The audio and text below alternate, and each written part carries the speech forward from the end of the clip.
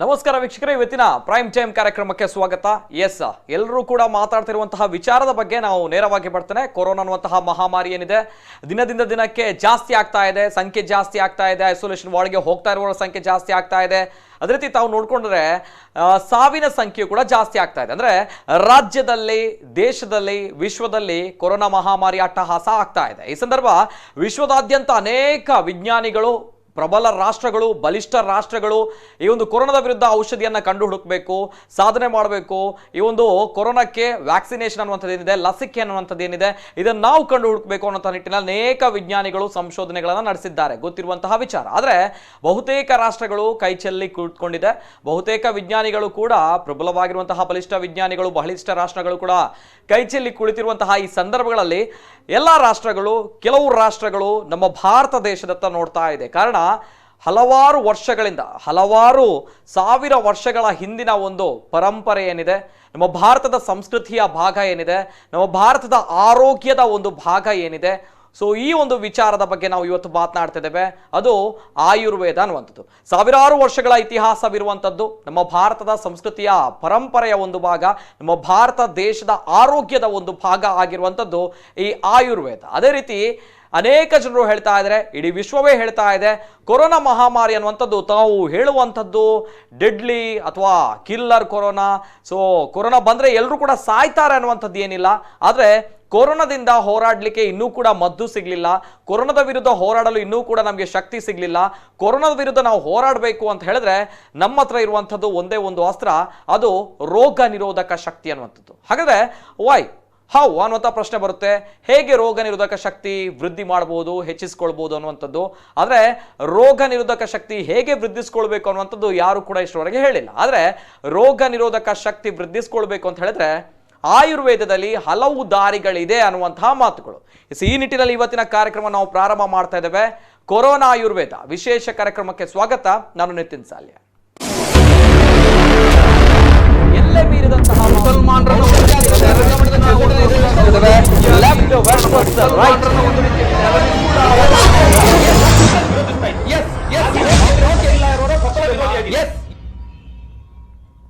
S, corona Ayurveda. S, ತಮ್ಗೆ ಗೊತ್ತಿರುವಂತಹ ವಿಚಾರ, ಇಡೀ ವಿಶ್ವದಾದ್ಯಂತ ಕೊರೋನಾ ಮಹಾಮಾರಿ ಅಟ್ಟಹಾಸ ಆಗ್ತಾ ಇದೆ. ಈ ಸಂದರ್ಭ ಕೊರೋನಾದ ವಿರುದ್ಧ ಹೋರಾಟ ಮಾಡಬೇಕು ಅನ್ನೋ ನಿಟ್ಟಿನಲ್ಲಿ ಎಲ್ಲರೂ ಕೂಡ ಮಾಸ್ಕ್ಗಳನ್ನು ಹಾಕಬೇಕು, ಅದೇ ರೀತಿ ಸಾಮಾಜಿಕ ಅಂತರವನ್ನು ಕಾಯ್ದುಕೊಳ್ಬೇಕು.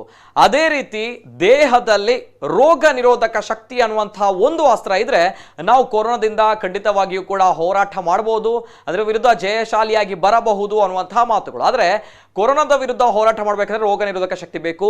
ಈ ರೋಗ ನಿರೋಧಕ ಶಕ್ತಿಯನ್ನ ವೃದ್ಧಿ ಮಾಡಬೇಕು ಅಂತ ಹೇಳಿದ್ರೆ ಆರೋಗ್ಯದಲ್ಲಿ, ಆಯುರ್ವೇದದಲ್ಲಿ ಹಲವಾರು ದಾರಿಗಳಿವೆ ಅನ್ನುವಂತಹ ಮಾತುಗಳು.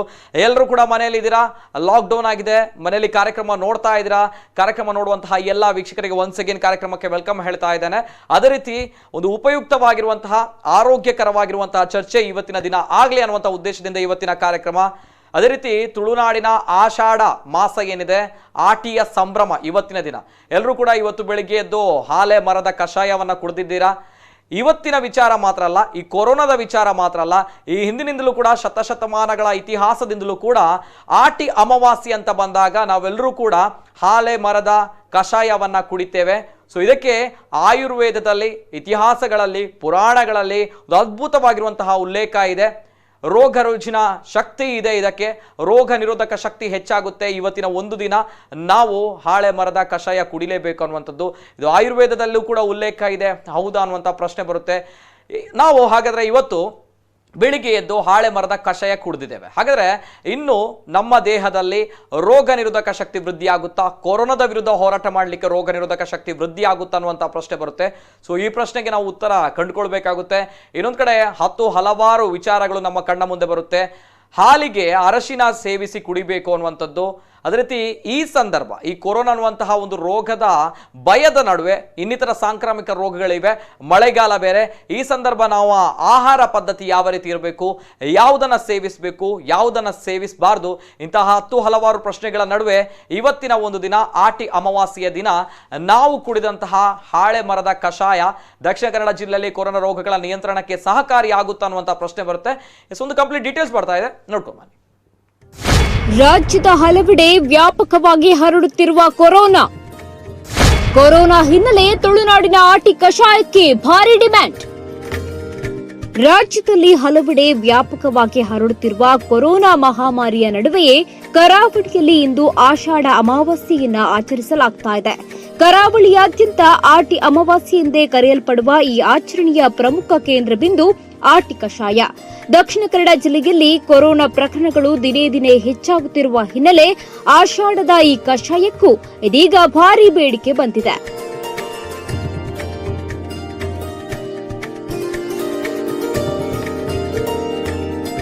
ರಾಜ್ಯದ ಹಲವೆಡೆಗಳಲ್ಲಿ ಕೊರೋನಾ ಮಹಾಮಾರಿ ಕಾಟ ದಿನದಿಂದ ದಿನಕ್ಕೆ ಹೆಚ್ಚಾಗ್ತಾ ಇದೆ.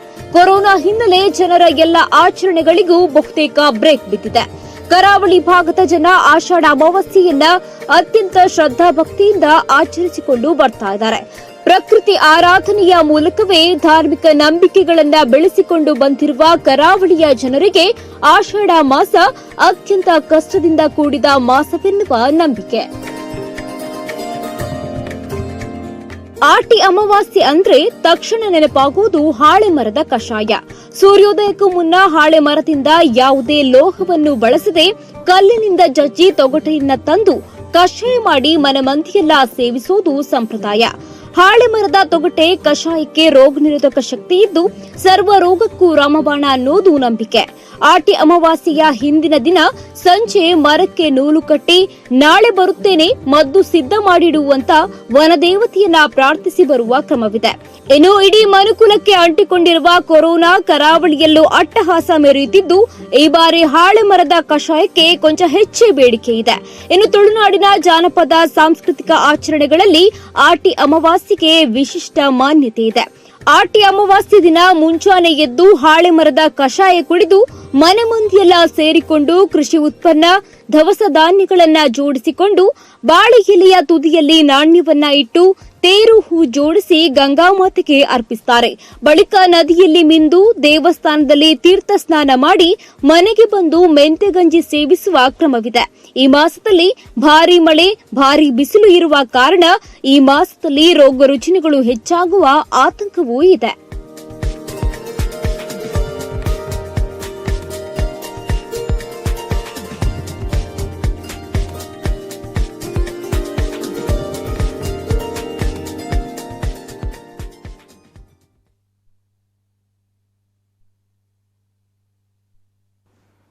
ಎಸ್, ಸರ್ವ ರೋಗಕ್ಕೂ ಆಯುರ್ವೇದ ಮದ್ದು ಅನ್ನುವಂತಹ ಮಾತೇನಿದೆ. ಅದೇ ರೀತಿ ಸರ್ವ ರೋಗಕ್ಕೂ ಇವತ್ತು ನಾವು ಏನು ಕುಡಿದಿದ್ದೇವೆ ಹಾಳೆ ಮರದ ಕಷಾಯ, ಇದು ಎಲ್ಲ ರೋಗಕ್ಕೂ ಕೂಡ ಗುಣಪಡಿಸುವಂತಹ ಶಕ್ತಿ ತುಂಬಿದೆ. ಅದೇ ರೀತಿ ರೋಗ ನಿರೋಧಕ ಶಕ್ತಿ ಹೆಚ್ಚಿಸುವಂತಹ ವೃದ್ಧಿಸುವಂತಹ ಶಕ್ತಿ ತುಂಬಿದೆ. ಅದೇ ರೀತಿ ನಾವು ಇವತ್ತು ತಿಂದಂತಹ ಮೆಂತೆ ಗಂಜಿ ಏನಿದೆ, ಸೊ ಇವೆಲ್ಲವೂ ಕೂಡ ಒಂದು ತುಳುನಾಡಿನ ವಿಶಿಷ್ಟವಾಗಿರುವಂತಹ ಶ್ರೀಮಂತವಾಗಿರುವಂತಹ ಪರಂಪರೆಯ ಒಂದು ಭಾಗ. ಅದೇ ರೀತಿ ನಮ್ಮ ದೇಶದ ಶ್ರೀಮಂತವಾಗಿರುವಂತಹ ಪರಂಪರೆಯ ಆರೋಗ್ಯದ ಒಂದು ಭಾಗ ಅದು ಆಯುರ್ವೇದ ಅಂತ ತಮ್ಗೆ ಗೊತ್ತಿರುವಂತಹ ವಿಚಾರ. ದಿನದಿಂದ ದಿನಕ್ಕೆ ಕೊರೋನಾ ಜಾಸ್ತಿ ಆಗ್ತಾ ಇದೆ. ಈ ಸಂದರ್ಭ ಸರ್ಕಾರ ಏನ್ ಮಾಡಬೇಕು ಅನ್ನೋದು ಗೊತ್ತಾಗ್ತಾ ಇಲ್ಲ. ಲಾಕ್ಡೌನ್ ಆಗ್ತಾ ಇದೆ, ಆದ್ರೂ ಕೂಡ ಪರಿಹಾರ ಗೊತ್ತಾಗ್ತಾ ಇಲ್ಲ, ಏನ್ ಮಾಡಬೇಕು ಅನ್ನುವಂಥದ್ದು.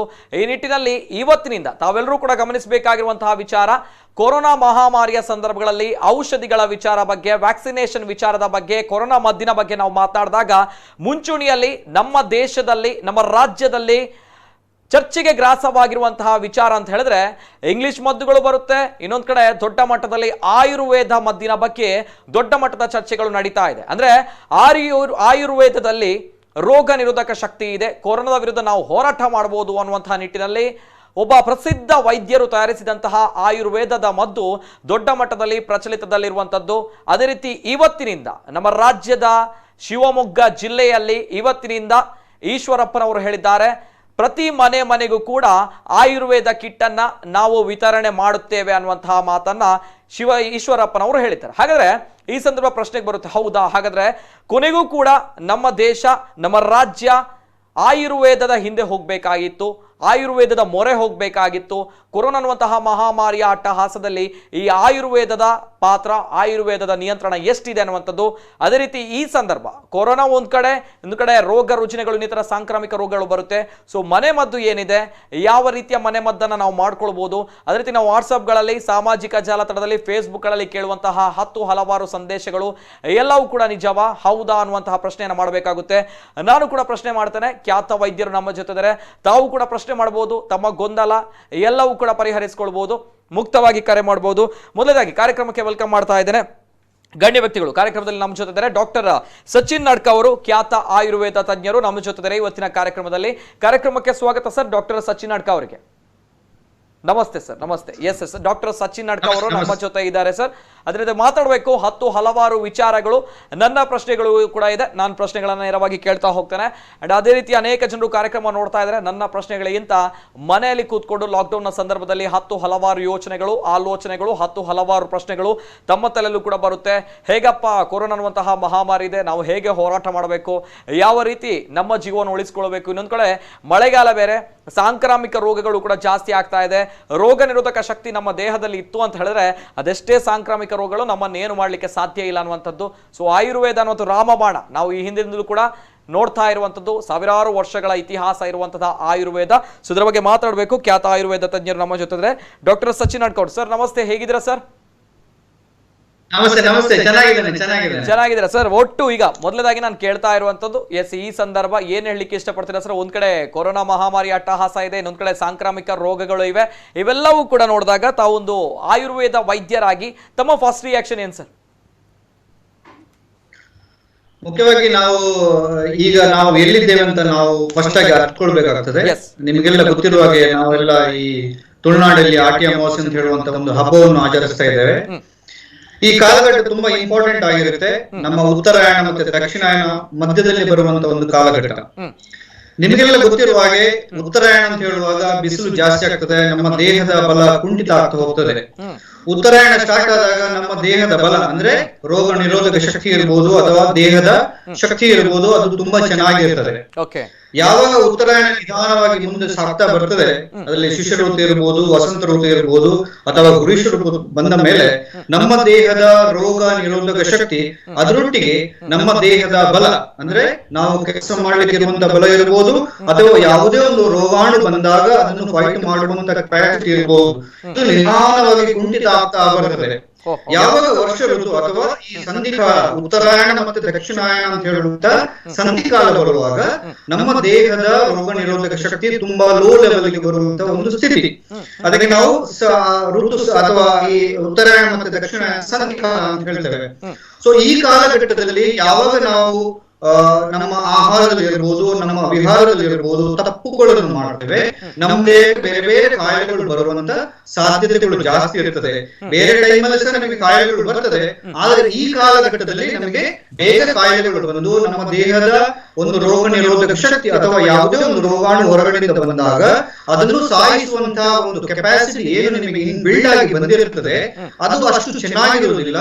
ಮತ್ತೆ ಈ ಕಾಲದಿಂದಾಗಿ ಈ ಓವರ್ ಆಲ್ ಎನ್ವೈರನ್ಮೆಂಟ್ ಫ್ಯಾಕ್ಟರ್ ಈ ಋತುಗಳಿಂದಾಗಿ ನಮ್ಮ ದೇಹದ ರೋಗ ನಿರೋಧಕ ಶಕ್ತಿ ಕಮ್ಮಿ ಇರುವಾಗ ರೋಗಾಣುಗಳು ಅಥವಾ ನಮ್ಮ ದೇಹದಲ್ಲಿ ಬರುವಂತ ಯಾವುದೇ ಒಂದು ರೋಗಾಣು ನಮ್ಮನ್ನು ಡಾಮಿನೇಟ್ ಮಾಡಿ ನಮಗೆ ಬೇರೆ ಬೇರೆ ಕಾಯಿಲೆಗಳು ಬರುವಂತ ಸಾಧ್ಯತೆಗಳು ಜಾಸ್ತಿ ಇರುತ್ತದೆ. ಅದೇ ನಾವು ಕಾಲಘಟ್ಟದಲ್ಲಿ ಸಹ ನಾವು ಕೊರೋನಾ ಅಂತ ಹೇಳುವಂತಹ ಒಂದು ರೋಗಾಣು, ಒಂದು ಸಾಂಕ್ರಾಮಿಕ ಕಾಯಿಲೆ, ಒಬ್ಬರಿಂದ ಒಬ್ಬರಿಗೆ ಹರಡುವಂತ ಒಂದು ಕಾಯಿಲೆಯನ್ನು ನಮಗೆ ಬಂದಿದೆ. ಅದರಿಂದಾಗಿ ನಾವು ತುಂಬಾ ಜರ್ಜರಿತವಾಗಿದ್ದೇವೆ. ಖಂಡಿತವಾಗಿ ಆ ಕಾಯಿಲೆ ಹೋಗಬೇಕಾದ್ರೆ ಈ ಕಾಲಘಟ್ಟದಲ್ಲಿ, ಮುಖ್ಯವಾಗಿ ಈ ಕಾಲದಲ್ಲಿ ನಮ್ಮ ಉತ್ತರಾಯಣ ಮತ್ತೆ ದಕ್ಷಿಣಾಯಣ ಮಧ್ಯದಲ್ಲಿ ಬರುವಂತಹ ಈ ಕಾಲಘಟ್ಟದಲ್ಲಿ ನಾವು ನಮ್ಮ ದೇಹವನ್ನು ಎಷ್ಟು ಚೆನ್ನಾಗಿ ನೋಡ್ಕೊಳ್ತೇವೆ ಅಥವಾ ಎಷ್ಟು ಹೆಲ್ದಿಯಾಗಿ ನೋಡ್ಕೊಳ್ತೇವೆ. ಎಸ್ ಸರ್, ಮಾತಾಡಿ ಸರ್. ಓಕೆ, ತಾಂತ್ರಿಕ ಸಮಸ್ಯೆ ಇದೆ ಸರ್. ಬರ್ತಾನೆ ಡಾಕ್ಟರ್ ಸಚಿನ್ ನಡ್ಕ ಅವರು. ಅಂಡ್ ಅದೇ ರೀತಿ ಅನೇಕ ಕರೆಗಳು ಬರ್ತಾ ಇದೆ. ಪ್ರಥಮ ಕರೆ ನಾನು ಸ್ವೀಕಾರ ಮಾಡಬೇಕಾಗುತ್ತೆ. ಹಲೋ ಸರ್, ನಮಸ್ತೆ. ಹಲೋ ಸರ್, ನಮಸ್ತೆ ಸರ್. ನಮಸ್ತೆ, ಧ್ವನಿ ಕೇಳ್ತಾ ಇದೆಯಾ? ಎಸ್, ಓಕೆ, ಮಾತಾಡ್ತೇವೆ. ಅದೇ ರೀತಿ ತಾಂತ್ರಿಕ ಸಮಸ್ಯೆ ಇದೆ, ಸೊ ಹಾಗಾಗಿ ನಾವು ಟೆಕ್ನಿಕಲ್ ಟೀಮ್ ನೋಡ್ತಾ ಇರುತ್ತೆ.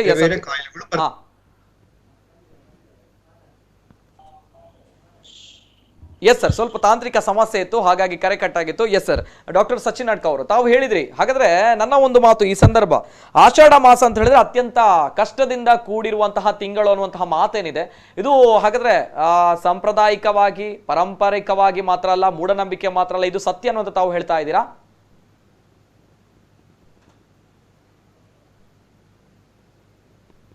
ಡಾಕ್ಟರ್ ಸಚಿನ್ ಹೆಡ್ಕರ್ ಅವರೇ, ಧ್ವನಿ ಕೇಳ್ತಾ ಇದೆಯಾ ಸರ್? ಕೇಳ್ತಾ ಇದೆ. Yes sir. ಸರ್, ಈಗ ತಾವು ಒಂದು ಮಾತು ಹೇಳಿದ್ರಿ, ಆಷಾಢ ಮಾಸ ಅಂತ ಹೇಳಿದ್ರೆ ಅತ್ಯಂತ ಕಷ್ಟಕರವಾಗಿರುವಂತದ್ದು. ಇದನ್ನ ನಾವು ಪರಂಪರೆಯಲ್ಲಿ ನಮ್ಮ ಸಾಂಸ್ಕೃತಿಕವಾಗಿ ನಾವು ಕೇಳಿರುವಂತದ್ದು. ಅದೇ ರೀತಿ ತಾವು ಹೇಳಿರುವಂತಹ ಮಾತು ಎಷ್ಟು ಪ್ರಾಕ್ಟಿಕಲ್ ಸರ್? ಎಷ್ಟು ಇಸ್ ಇಟ್ ಪ್ರಾಕ್ಟಿಕಲ್ ಅಂದ್ರೆ ಆಷಾಢ ಮಾಸ ಅತ್ಯಂತ ಕಷ್ಟಕರವಾಗಿರುವಂತಹ ತಿಂಗಳು ಯಾಕೆ ಸರ್? ವೈ ಅನ್ನುವಂಥ ಪ್ರಶ್ನೆ ಬರುತ್ತೆ. ಅಂದ್ರೆ ಅನೇಕ ಜನರು ನೋಡ್ತಾ ಇದ್ದಾರೆ ಕಾರ್ಯಕ್ರಮ. ನಮ್ಮ ಜನರು ಯಾವ ರೀತಿ ಅಂತ ಹೇಳಿದ್ರೆ ಯಾವುದಾದ್ರು ಮಾತುಗಳು ಅಂತ ಬಂತು ಅಂತ ಹೇಳಿದಾಗ ನಾವು ಪ್ರಶ್ನೆ ಮಾಡಬೇಕಾಗುತ್ತೆ, ವೈ ಅನ್ನುವಂಥ ಪ್ರಶ್ನೆ ಮಾಡ್ಕೊಳ್ಬೇಕಾಗುತ್ತೆ. ಒಂದ್ ಕಡೆ ಭಯ ಇದೆ ಈಗಾಗಲೇ, ಅಂದ್ರೆ ಕೊರೋನಾ ಕೇಸಸ್ಗಳು ಜಾಸ್ತಿ ಆಗ್ತಾ ಇದೆ ಜಿಲ್ಲೆಯಲ್ಲಿ, ಅದೇ ರೀತಿ ರಾಜ್ಯದಲ್ಲಿ. ಸೊ ಈ ಸಂದರ್ಭ ಆಷಾಢ ಮಾಸ ಬಂತು, ಎಗೇನ್ ಕಷ್ಟ ಇದೆ ಅಂತ ಬಂದಾಗ ಇನ್ನೂ ಸ್ವಲ್ಪ ಭಯ ಜಾಸ್ತಿ ಆಗುತ್ತೆ. ಹೌದಾ, ಇಸ್ ಇಟ್ ಟ್ರೂ ಅನ್ನುವಂತಹ ಪ್ರಶ್ನೆ? Yes sir. ಭಯ ಪಡುವಂತ ಅವಶ್ಯಕತೆ ಖಂಡಿತವಾಗಿ ಇಲ್ಲ. ಆದ್ರೆ ನಾವು ಖಂಡಿತವಾಗಿ ಆಗಿರ್ಲೇಬೇಕು. ನಾವು ಈ ಆರ್ಟಿಕಲ್ ಅಂತ ಬಂದ ಕೂಡಲೇ ನಾವು ಮುಖ್ಯವಾಗಿ ಈ ಹಾಲೆ ಮರದ ಕಷಾಯ ಕುಡಿತೇವೆ. ಯಾಕೆ ಅಂದ್ರೆ ನಮ್ಮ ದೇಹಕ್ಕೆ ಬೇರೆ ಬೇರೆ ರೋಗಾಣುಗಳು ನಮ್ಮ ದೇಹಕ್ಕೆ ಹೋಗ್ತಾ ಇರ್ತದೆ.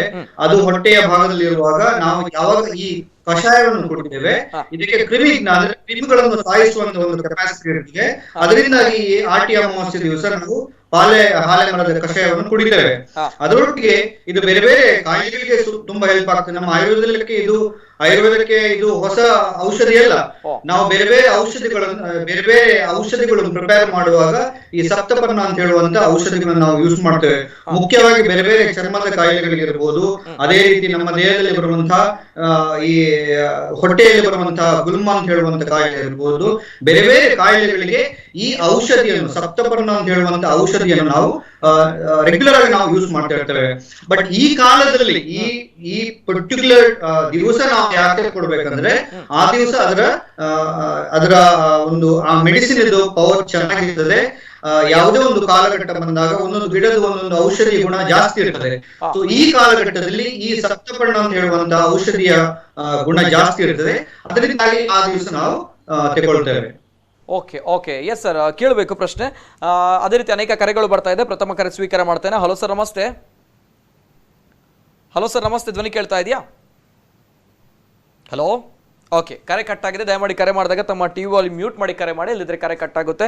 ಎಸ್ ಸರ್, ಅದೇ ರೀತಿ ತಾವು ಒಂದು ಮಾತು ಹೇಳಿದ್ರೆ, ಇವತ್ತಿನ ಒಂದು ದಿನ ಕುಡಿಯುವಂತಹ ಒಂದು ಹಾಳೆ ಮರದ ಕಷಾಯ ಏನಿದೆ, ಈ ಕಷಾಯ ಸರ್ವ ರೋಗಕ್ಕೂ ಕೂಡ ಮದ್ದು ಅನ್ನುವಂತಹ ಮಾತೇನಿದೆ ತಾವು ಹೇಳಿದ್ರಿ. ಅಂದ್ರೆ ಒಂದ್ ಕಡೆ ತಾವು ಹೇಳ್ತೀರಾ ಈ ಆಷಾಢ ಮಾಸ ಅತ್ಯಂತ ಕಷ್ಟಕರವಾಗಿರುವಂತಹ ತಿಂಗಳು ಅಲ್ವಾ?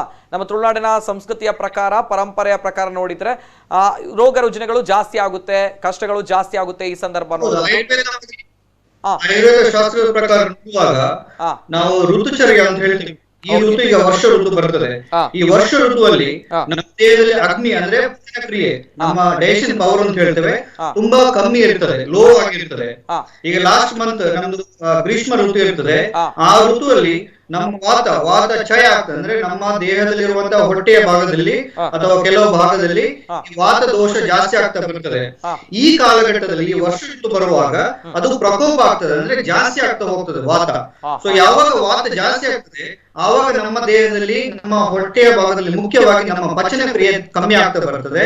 ಅದೇ ರೀತಿ ನಮ್ಮ ವಾತ ರಿಲೇಟೆಡ್ ಕಾಯಿಲೆಗಳು, ಬೇರೆ ಬೇರೆ ಕಾಯಿಲೆಗಳು ಬರುವಂತ ಸಾಧ್ಯತೆಗಳು ಜಾಸ್ತಿ ಇರ್ತದೆ.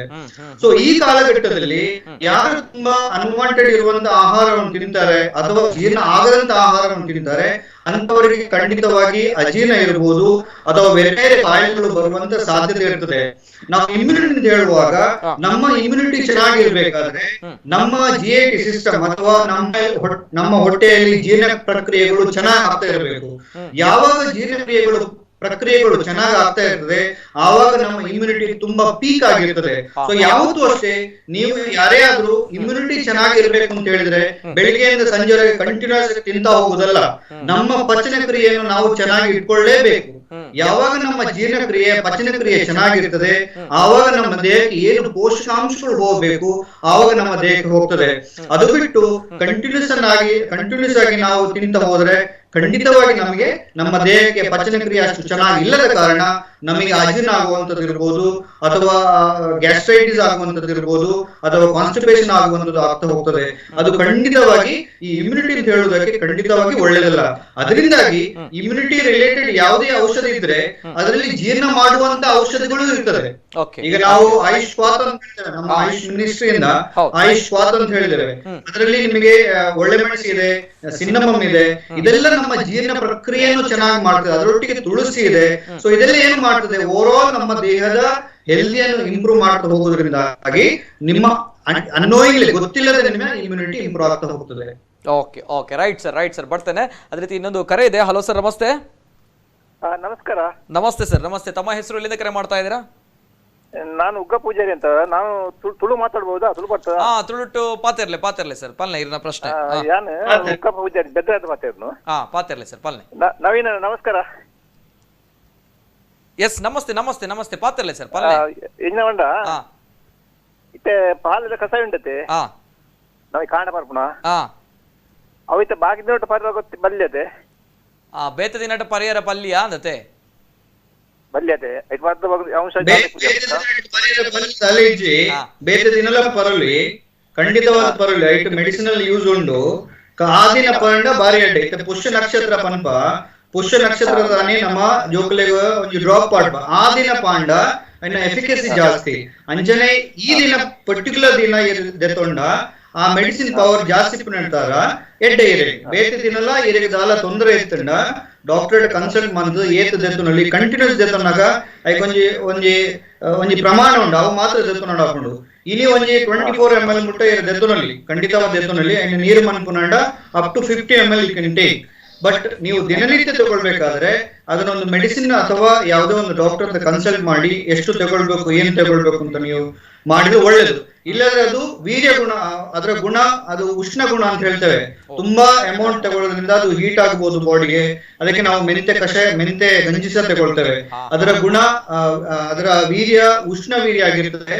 ಸೊ ಅದರಿಂದಾಗಿ ಎಷ್ಟು ಅಮೌಂಟ್ ತಗೊಳ್ಬೇಕು ನೀವು ಕರೆಕ್ಟ್ ಆಗಿ ಡಿಸ್ಕಸ್ ಮಾಡಿ ತಗೊಂಡ್ರೆ ನಿಮಗೆ ಒಳ್ಳೇದು. ತಗೊಳ್ಬಾರ್ದು ಖಂಡಿತವಾಗಿ ಇಲ್ಲ. ಯಾವುದು ಕಾಯಿಲೆ ಇದೆ ಆ ಕಾಯಿಲೆಯವರು ಪ್ರತಿ ದಿವಸ ತಗೊಳ್ಳೋದು ಒಳ್ಳೆದು. ಓಕೆ ಸರ್, ಹಾಗಾದ್ರೆ ಮೇಜಲಪುರಿ ಕ್ಲಾಪ್ಗೆ ಹಲೋ ಕೇಳಿ ಪಲ್ಲೆ ಸರ್ ಕೇಳಿ.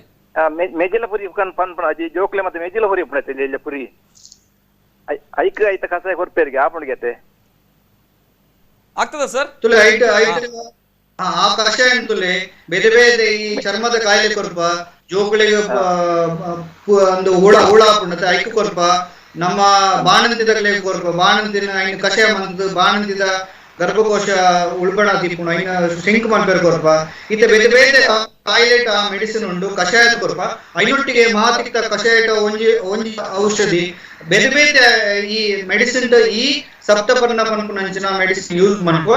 ಬಟ್ ನಮ್ಮ ಒಂಜಿ ಸಂಸ್ಕೃತಿ ಆದ್ ಅದರ ಒಂಜಿ ಆಚರಣೆ ಆದ್ ಮುಖ್ಯವಾದ ಇನಿ ಆಟಿ ಅಮಾವಾಸ್ಯದ ಬೊಲ್ಪುಗು ಕಾಲಿ ಬಂಜಿಗೆ ಪರ್ಪುಣ ತುಂಬಾ ಬಾರಿ ಎಡ್ಡೆ ಪ್ರತಿ ವರ್ಷ ಇಂಚದೆ ತೊಂಡ ಇರೆಗೆ ಖಂಡಿತವಾದ ಒಂದು ರೋಗ ನಿರೋಧಕ ಶಕ್ತಿ ಇಪ್ಪು. ಅದೇ ರೀತಿ ನಮ್ಮ ಈ ವರ್ಷ ಋತುವಲ್ಲಿ ಯಾವತ್ತೂ ಅಷ್ಟೇ ನೀರು ತಗೊಳ್ಳುವಾಗ ಅಷ್ಟೇ ನಾವು ಬಿಸಿ ಮಾಡಿ ತಗೊಳ್ಬೇಕು ಅಂತ ಹೇಳ್ತೇವೆ. ಸೊ ಅದೇ ರೀತಿ ಈ ಕಷಾಯವನ್ನು ಸಹ ನಾವು ಬಿಸಿ ಮಾಡಿ ಬಿಸಿ ನೀರಿಗೆ ಮಿಕ್ಸ್ ಮಾಡಿ ತಗೊಳ್ಳೋದ್ರಿಂದಾಗಿ ನಮ್ಮ ಹೊಟ್ಟೆಯಲ್ಲಿರುವಂತ ಈ ರೋಗಾಣುಗಳನ್ನು ಸಾಯಿಸಲಿಕ್ಕೆ ತುಂಬಾ ಹೆಲ್ಪ್ ಆಗ್ತದೆ. ಓಕೆ, ದುಗ್ಗಪ್ಪ ಪೂಜಾರಿ ಅವರೇ ಆಡತೆ ಇರೋ ಪ್ರಶ್ನೆ ಆಡತೆ ಸರ್, ಇರ ಪ್ರಶ್ನೆ ಆಡತೆ ಒಂದು ಬೇತಂಜಿ ಏಜ್ ನೋಡ್ತದೆ ನಮ್ಮ ಎಂಕುಲ ಹಳ್ಳಿ ಮತ್ತೆ ಮರ್ದು ಮಲ್ಪ ನಮ್ಮ ರೋಗ ನಿರೋಧಕ ಶಕ್ತಿ ಕೆಲವು ಮರ್ದು ಮಲ್ಪ ಎಂಕುಲು ಒಂಜಿ 50 ಪ್ರಾಯ ಮಿತ್ತಾಕ್ಲಿಕ್ಕೆ ಅವು ಮರ್ದು ಎಡ್ಡೆ ಸೂಟ್ ಆಪಣ ಇಂಚೆ ಬಂತು ಯಾನ ಮರ್ದು ಮಲ್ಪೇನೆ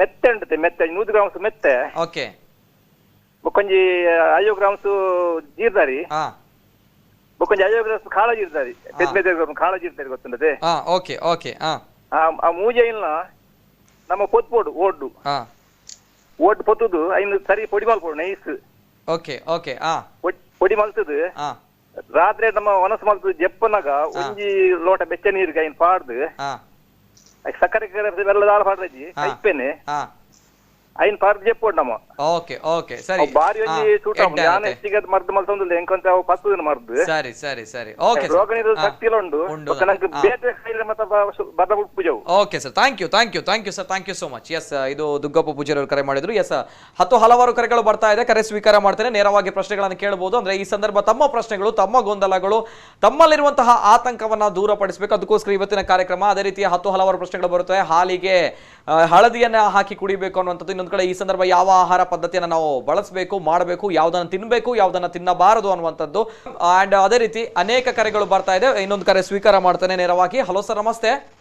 ಹಲೋ ನಮಸ್ತೆ. ನಮಸ್ತೆ ಸರ್, ನಮಸ್ತೆ. ತಮ್ಮ ಹೆಸರು, ಎಲ್ಲಿಂದ ಕರೆ ಮಾಡ್ತಾ ಇದ್ದೀರಾ? ಇದು ಪ್ರಶಾಂತ್ ಪೈ ಹೇಳಿ, ಪದವಿನಂಗಡಿಯಿಂದ ಸರ್. ಪ್ರಶಾಂತ್ ಪೈ ಅವರು ಪದವಿನಂಗಡಿಯಿಂದ. ನಮಸ್ತೆ ಸರ್, ನಮಸ್ತೆ. ಮಾತಾಡಿ ಸರ್, ತಮ್ಮ ಪ್ರಶ್ನೆ. ಸರ್ ಏನಿಲ್ಲ, ಈಗ ನಮ್ಗೆ ಇಲ್ಲಿ ಹತ್ತಿರ ಆಟಿದ ಇದು ಇವತ್ತಿದ ಕಷಾಯ ಸಿಗ್ತಾ ಇಲ್ಲ. ಹಾಗೆ ನಾವು ಬೆಳಿಗ್ಗೆ ಕುಟಜಾರಿಷ್ಟವನ್ನ ಸ್ವೀಕಾರ ಮಾಡಿದ್ದೇವೆ ಸರ್. ಮಾತಾಡಿ. ಹಾಗೆ ಆ ಬಗ್ಗೆ ಡಾಕ್ಟರ್ ಅಲ್ಲಿ ಒಂದು ಇದು ಅಂದ್ರೆ ಅದು ತಗೊಳ್ಬಹುದಲ್ಲ ಅಂತ. Okay doctor. Yes sir.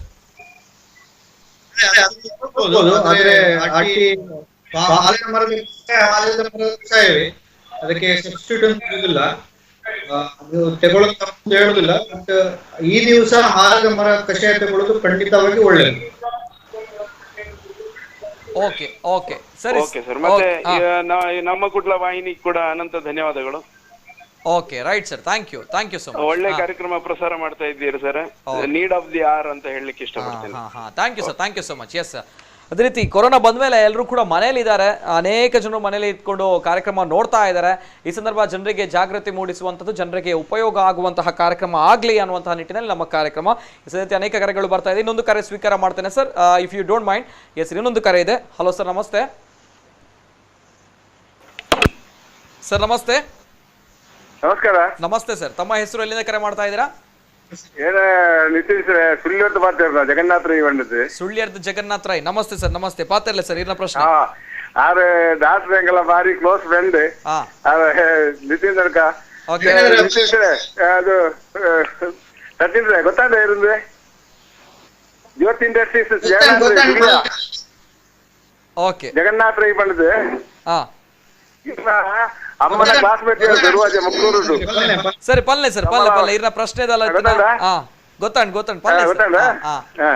ಮರ್ದ ಇರ್ನ ಕೇಳ್ತೇನೆ ಮತ್ತೆ ಇರ್ನ ಏಪೋಲ ಏನು ತಗೊಂಡಿಪ್ಪೆ ಮತ್ತೆ ಸಾಧಾರಣ ಇರು ಏಪೋಲ ಪಾತ್ರ ಏನು ಕೇಳೋದಿಪ್ಪೆ ಸುಳ್ಳಿಟ್ಟು ಎಂಕ್ ನೋಡಿತ್ತೆ ಎಂದು ಆಡತ್ತೆ ನಮ್ಮ ಕೊರೋನಾ ಅಂತ ಎಂಕ್ಲ ಇತ್ತೆ ಫುಲ್ ಇಲ್ಲ ತೆಗಳು ನಂಗೆ ಏಪೋಲ ಕೊಡೋದಿಪ್ಪೇನು ಇರ್ನ ಮತ್ತೆ ಕೊಂಚ ಎಂದ ಉಂಟು. ಹಲೋ ಪಲ್ಲೆ. Okay sir, thank you so much. Yes sir, ಅನೇಕ ಕರೆಗಳು ಬರ್ತಾ ಇದೆ. ನಾವು ಸಮಯದ ಅಭಾವ ಕೂಡ ತುಂಬಾನೇ ಇದೆ, ಹಾಗಾಗಿ ಮ್ಯಾನೇಜ್ ಮಾಡಬೇಕಾಗುತ್ತೆ. ಅಂಡ್ ಎಸ್ ಸರ್, ಇನ್ನೊಂದು ಕಡೆ ಇವತ್ತಿನ ಒಂದು ದಿನ ನಾವು ಕಷಾಯ ಕುಡಿದ್ವಿ, ಹಾಳೆ ಮರದ ಕಷಾಯ ಕುಡಿದ್ವಿ. ಇನ್ನೊಂದು ಕಡೆ ಮೆಂತೆ ಗಂಜಿಯನ್ನು ಕೂಡ ಸೇವನೆ ಮಾಡಿದ್ವಿ. ಸೊ ಇನ್ನು ಮುಂದೆ ತುಳುನಾಡಿನ ಜನರಲ್ಲಿ, ದಕ್ಷಿಣ ಕನ್ನಡ ಜಿಲ್ಲೆಯ ಜನರಲ್ಲಿ ಒಂದು ನಂಬಿಕೆ ಇದೆ. ನಾವು ಇವತ್ತು ಆಟಿದ ಕಷಾಯ ಕುಡ್ದಾಯ್ತು, ಮೆಂತೆ ಗಂಜಿ ತಿಂದಾಯ್ತು, ಇನ್ನಾದ್ರೂ ಈ ರೋಗ ನಿರೋಧಕ ಶಕ್ತಿ ಜಾಸ್ತಿ ಆಗುತ್ತೆ, ಇನ್ನಾದ್ರೂ ಕೂಡ ಕೊರೋನಾದ ವಿರುದ್ಧ ನಾವು ಹೋರಾಟ ಮಾಡ್ತೇವೆ, ಇನ್ನಾದ್ರೂ ಕೂಡ ಈ ಕೊರೋನಾದ ಭಯ ಇರಲ್ಲ ಅನ್ನುವಂಥ ಒಂದು ನಂಬಿಕೆ ಇದೆ. ಹೌದಾ ಸರ್? ಎಷ್ಟು ಪೂರಕವಾಗಿದೆ ಇವತ್ತು ನಾವು ಕುಡ್ದಂತಹ ಒಂದು ಹಾಳೆ ಮರದ ಕಷಾಯ ಮತ್ತು ಮೆಂತೆ ಗಂಜಿ ಪ್ರೆಸೆಂಟ್ ಸಿಚುವೇಶನ್ಗೆ ತಕ್ಕಂತೆ? ನೋಡಿ, ಇದರಲ್ಲಿ ಮುಖ್ಯವಾಗಿ 2 ವಿಷಯ ಬರ್ತದೆ. ನಾವು ಇವತ್ತು ಹಾಲಿನ ಮರ ಕಷಾಯ ಕುಡಿಯುವುದು ಖಂಡಿತವಾಗಿ ಒಳ್ಳೆಯದು. ಅದು ನಮ್ಮ ದೇಹಕ್ಕೆ, ನಮ್ಮ ರೋಗ ನಿರೋಧಕ ಶಕ್ತಿಗೆ ಒಳ್ಳೆಯದು. ಖಂಡಿತವಾಗಿ ನಮ್ಮ ಒಂದು ಸಂಸ್ಕೃತಿಯ ಅದೇ ರೀತಿ ಒಂದು ಔಷಧಿಯ ಗುಣ ಇರುವಂತಹ ಒಂದು ಪದ್ಧತಿ, ಅದನ್ನು ಮಾಡುವುದು ಖಂಡಿತವಾಗಿ ಒಳ್ಳೆಯದು. ಆದ್ರೆ ಇದು ಕುಡಿದ ಕೂಡಲೇ ನಮಗೆ ಕಾಯಿಲೆ ಬರುವುದಿಲ್ಲ ಅಥವಾ ಯಾವುದೇ ಕಾಯಿಲೆ ಬರುವುದಿಲ್ಲ, ನಾವು ಹೇಗ್ ಬೇಕಾದ್ರೆ ಇರ್ಬೋದು ಹೇಳುವಂತದ್ದು ತಪ್ಪು. ಯಾವುದೇ ಈಗಿನ ಕಾಲಘಟ್ಟದಲ್ಲಿ ಕೊರೋನಾ ಅಂತ ಹೇಳುವಂತ ಕೋವಿಡ್-19 ಅಂತ ಹೇಳುವಂತಹ ಒಂದು ರೋಗಾಣು ಅದು ಎಷ್ಟು ಅಗ್ರೆಸಿವ್ ಆಗಿ ಸ್ಪ್ರೆಡ್ ಆಗ್ತಾ ಇರುವಾಗ ನಾವು ಖಂಡಿತವಾಗಿ ನಮ್ಮ ದೇಹದ ಓವರಾಲ್ ಹೆಲ್ತ್ ನಾವು ಎಷ್ಟು ಹೆಲ್ದಿಯಾಗಿ ಇಟ್ಕೊಳ್ಳಿಕ್ಕೆ ನೋಡ್ತೇವೆ ಅಷ್ಟು ಒಳ್ಳೇದು. ಮುಖ್ಯವಾಗಿ ನಮ್ಮ ಆಹಾರ ಎಷ್ಟು ಚೆನ್ನಾಗಿರ್ತದೆ, ಎಷ್ಟು ಪೋಷಕಾಂಶ ಯುಕ್ತವಾಗಿರ್ತದೆ ಅಷ್ಟು ನಮ್ಮ ದೇಹಕ್ಕೆ ಒಳ್ಳೇದು. ಅದೇ ರೀತಿ ನಮ್ಮ ಜೀರ್ಣ ಕ್ರಿಯೆ ಎಷ್ಟು ಚೆನ್ನಾಗಿರ್ತದೆ ಅಷ್ಟು ನಮ್ಮ ದೇಹದ ಇಮ್ಯುನಿಟಿಗೆ ಒಳ್ಳೇದು. ಅದೇ ರೀತಿ ನಾವು ಎಷ್ಟು ಚೆನ್ನಾಗಿ ಒಳ್ಳೆಯ ನಿದ್ದೆ ಮಾಡ್ತೇವೆ ಅಷ್ಟು ನಮ್ಮ ದೇಹಕ್ಕೆ ಒಳ್ಳೇದು. ಅದೇ ರೀತಿ ರೆಗ್ಯುಲರ್ ಆಗಿ ಯಾರು ಎಕ್ಸರ್ಸೈಸ್ ಮಾಡ್ತಾ ಇರ್ತಾರೆ ಅಥವಾ ಆಕ್ಟಿವಿಟಿ ಮಾಡ್ತಾ ಇರ್ತಾರೆ ಅಂತವರಿಗೆ ರೋಗ ನಿರೋಧಕ ಶಕ್ತಿ ಚೆನ್ನಾಗಾಗ್ತದೆ. ಸೊ ಯಾವಾಗ ನಾವು ಹೆಲ್ದಿ ಆಗಿರ್ತೇವೆ, ಹೆಲ್ದಿ ಆಗಿರ್ತೇವೆ ಆವಾಗ ನಮ್ಮ ರೋಗ ನಿರೋಧಕ ಶಕ್ತಿ ಚೆನ್ನಾಗಿರ್ತದೆ.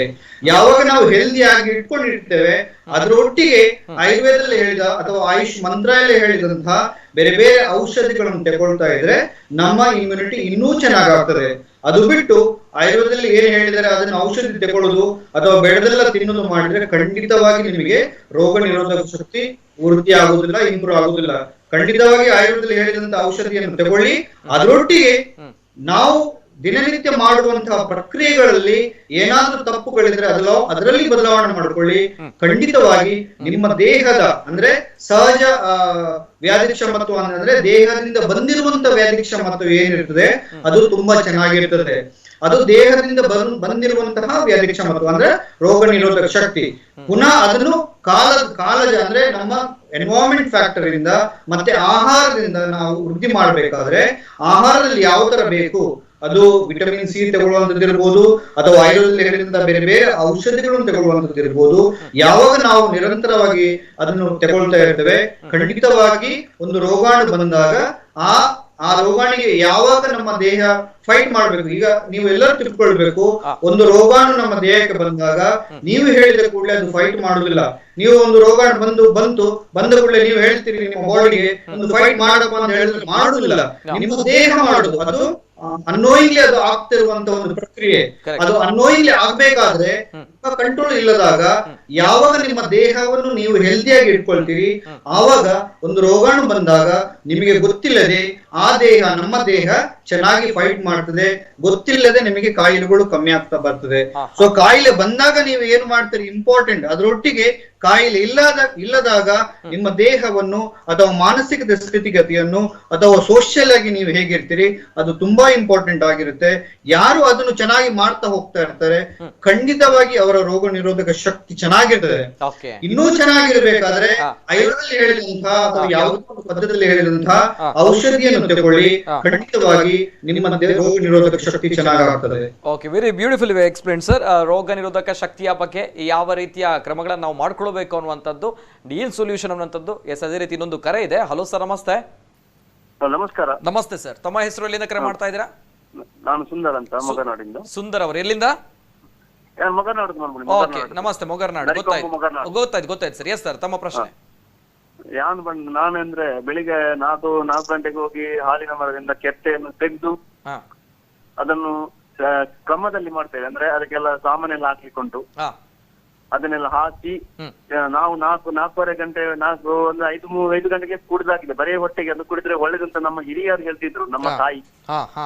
ಅದಂದ್ರೆ ಅದ್ರಲ್ಲಿದ್ದ ಎಲ್ಲ ರೋಗ ರೋಜನೆ ಎಲ್ಲ ಹೋಗ್ತದೆ, ಅದನ್ನು ಕುಡಿದ್ರೆ ಒಳ್ಳೇದು ಅಂತ ಅವ್ರು ಹೇಳ್ತಾ ಇದ್ರು.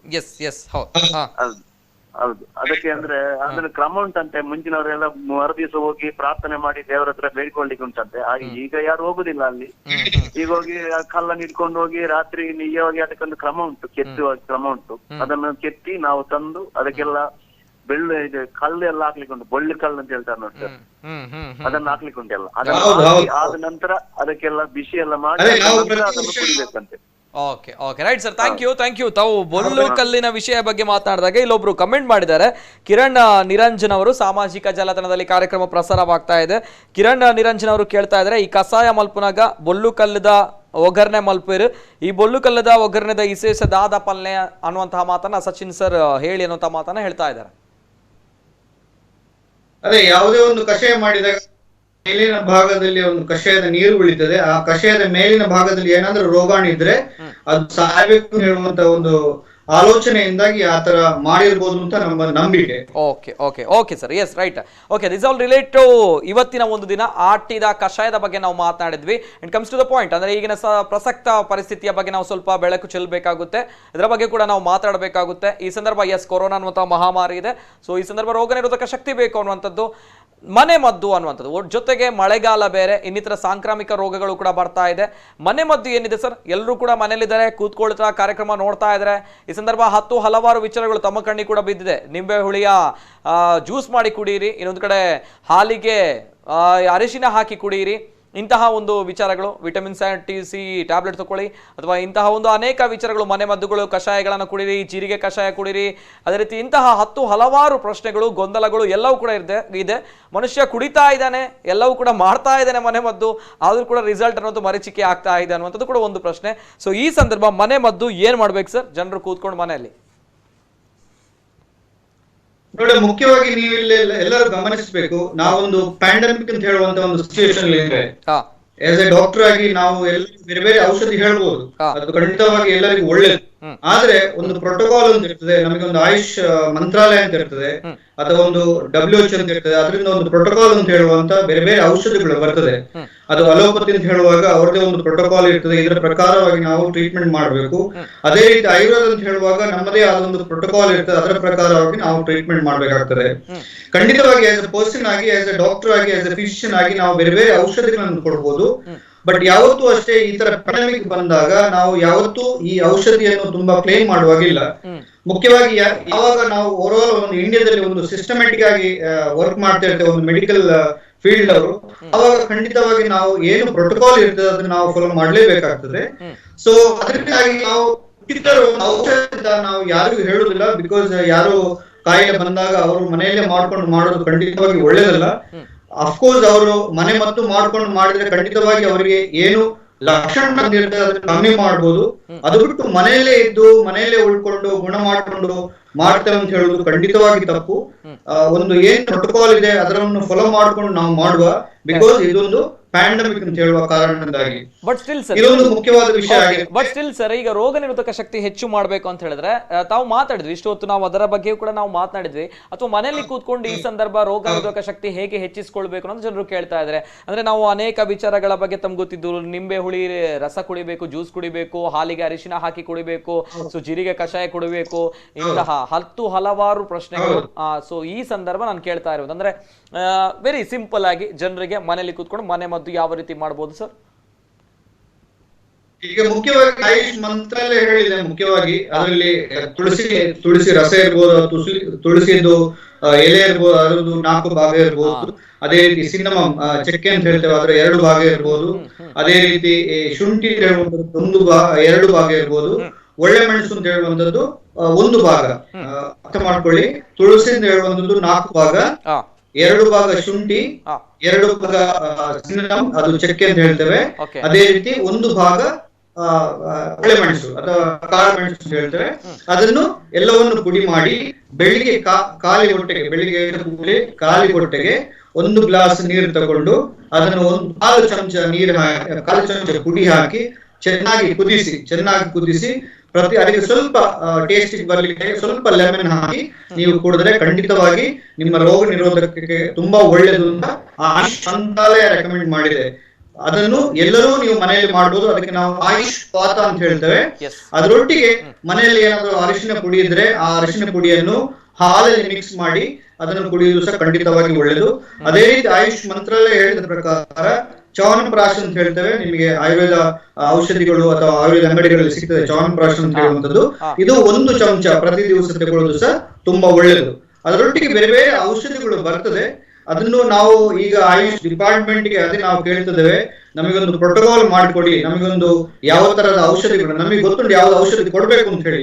ಬಟ್ ಯಾವಾಗ ನಮ್ಮ ಆಯುಷ್ ಡಿಪಾರ್ಟ್ಮೆಂಟ್ ಅಥವಾ ಅದನ್ನು ಒಂದು ರೆಕಮೆಂಡ್ ಮಾಡುದಿಲ್ಲ, ಅದನ್ನು ನಾವು ಓಪನ್ ಆಗಿ ಅಥವಾ ಎಲ್ಲರಿಗೂ ಹೇಳೋದು ಖಂಡಿತವಾಗಿ ಆಸ್ ಎ ಡಾಕ್ಟರ್ ಆಗಿ, ರೆಸ್ಪಾನ್ಸಿಬಲ್ ಡಾಕ್ಟರ್ ಆಗಿ ನಾವು ತಪ್ಪು ಮಾಡಬೇಕಾಗ್ತದೆ. ಸೊ ಆ ಪ್ರೋಟೋಕಾಲ್ ಅನ್ನು ನಾವು ಸೆಂಟ್ರಲ್ ಗವರ್ಮೆಂಟ್ ಇರ್ಬೋದು, ಆಯುಷ್ ಡಿಪಾರ್ಟ್ಮೆಂಟ್ ಇರ್ಬೋದು, ಅಥವಾ ಸ್ಟೇಟ್ ಗವರ್ಮೆಂಟ್ ಅವ್ರು ಏನು ವರ್ಕ್ ಮಾಡ್ತಾ ಇದಾರೆ ಅದನ್ನ ಏನು ಅವ್ರು ರಿಲೀಸ್ ಮಾಡಿಲ್ಲ. ಯಾವಾಗ ರಿಲೀಸ್ ಮಾಡ್ತಾರೆ ಖಂಡಿತವಾಗಿ ನಾವು ನಮ್ಮ ಜನರಲ್ ಪ್ರಾಕ್ಟೀಸ್ ಅಲ್ಲಿ ಅಥವಾ ಆಯುರ್ವೇದ ಕೋವಿಡ್ ಸೆಂಟರ್ ಅಲ್ಲಿ ಅದನ್ನು ಔಷಧಿಗಳನ್ನು ಕೊಟ್ರೆ ಖಂಡಿತವಾಗಿ ಈ ಕೋವಿಡ್ ಇರುವಂತಹ ಕಾಯಿಲೆಗೆ ಜನಗಳಿಗೆ ತುಂಬಾ ಲಾಭ ಆಗ್ಬೋದು. ಸೊ ಮನೆಯಲ್ಲಿ ಮಾಡೋದಕ್ಕೆ ಈ ಔಷಧಿಗಳನ್ನು ರೆಕಮೆಂಡ್ ಮಾಡಿದರೆ ಖಂಡಿತವಾಗಿ ಮಾಡಬಹುದು. ಅದರೊಟ್ಟಿಗೆ ನೆಲ್ಲಿನಲ್ಲಿ ಇರ್ಬೋದು, ಅದರ ಕಷಾಯ ಮಾಡಬಹುದು. ಕಾಲಮೇಘ ಅಂತ ಹೇಳುವಂತ ಗುಡೆ ಇರ್ತದೆ, ಅದರದ್ದು ಕಷಾಯ ಮಾಡಿ ಕುಡಿಬಹುದು. ಈಗ ಬೇರೆ ಬೇರೆ ಔಷಧಿಗಳಿದೆ. ಅದರೊಟ್ಟಿಗೆ ಆಹಾರದಲ್ಲಿ ಒಳ್ಳೆಯ ಆಹಾರ ತಗೊಳ್ಳುವಂತದ್ದು, ಅಜೀರ್ಣ ಆಗುವಂತ ಆಹಾರ ತಗೊಳ್ಬಾರ್ದು. ಮುಖ್ಯವಾಗಿ ಬರ್ತೇನೆ ಸರ್, ಆಹಾರ ಪದ್ಧತಿಯ ಬಗ್ಗೆ ಮಾತಾಡ್ಬೇಕು ಸರ್, ಬರ್ತೇನೆ.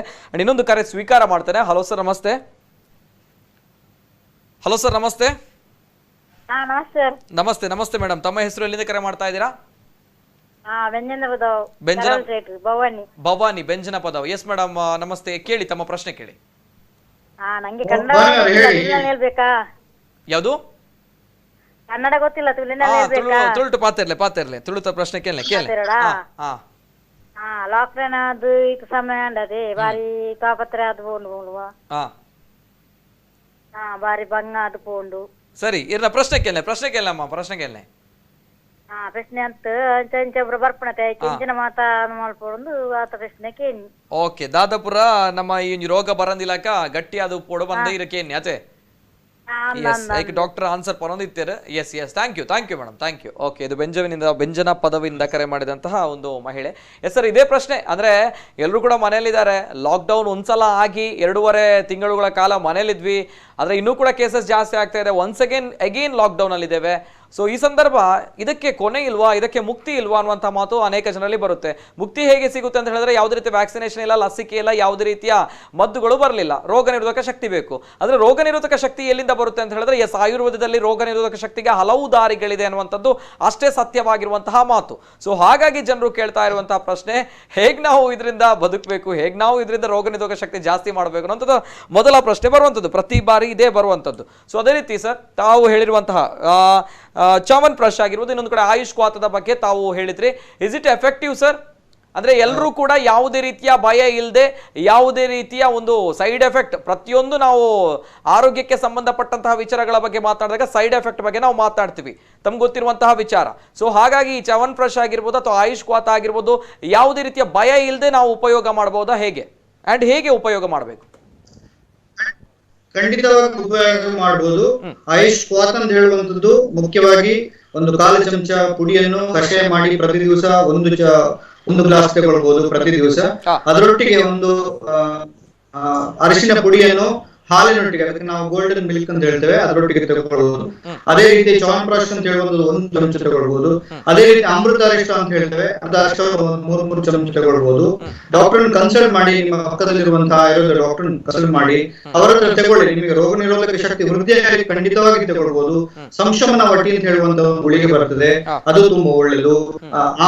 ಆಮ್ಲ ರಿಲೇಟೆಡ್ ಇರುವಂತಹ ಈ ಆಮ್ಲ ಚೂರ್ಣ ಅಂತ ಹೇಳ್ತೇವೆ, ಅದು ತಗೊಳ್ಬಹುದು.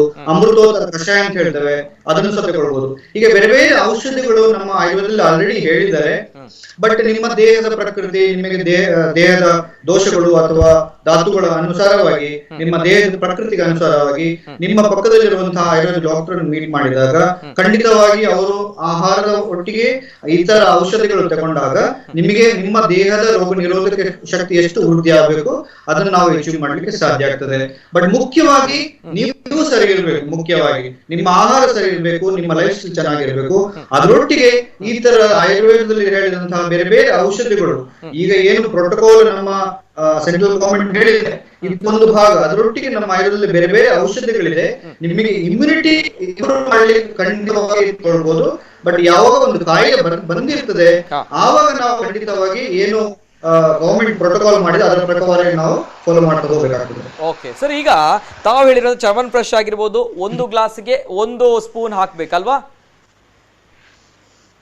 ಪ್ರತಿ ದಿವಸ 1 ಚಮಚ ನೀವು ಚವನ್ಪ್ರಾಶವನ್ನು ಬಾಯಿಗೆ ಹಾಕಿ 1/4 ಚಮಚ ಅರಿಶಿನ ಪುಡಿಯನ್ನು ಹಾಲಿಗೆ ಮಿಕ್ಸ್ ಮಾಡಿ ರೆಡಿ ಮಾಡಿ ಇಟ್ಕೊಳ್ಳಿ. ಅರಿಶಿನ ಪುಡಿಯನ್ನು ಅಥವಾ ಅರಿಶಿನ ಡ್ರಾಪ್ ಅನ್ನು ಹಾಲಿಗೆ ಮಿಕ್ಸ್ ಮಾಡಿ ರೆಡಿ ಮಾಡಿ ಇಟ್ಕೊಳ್ಳಿ.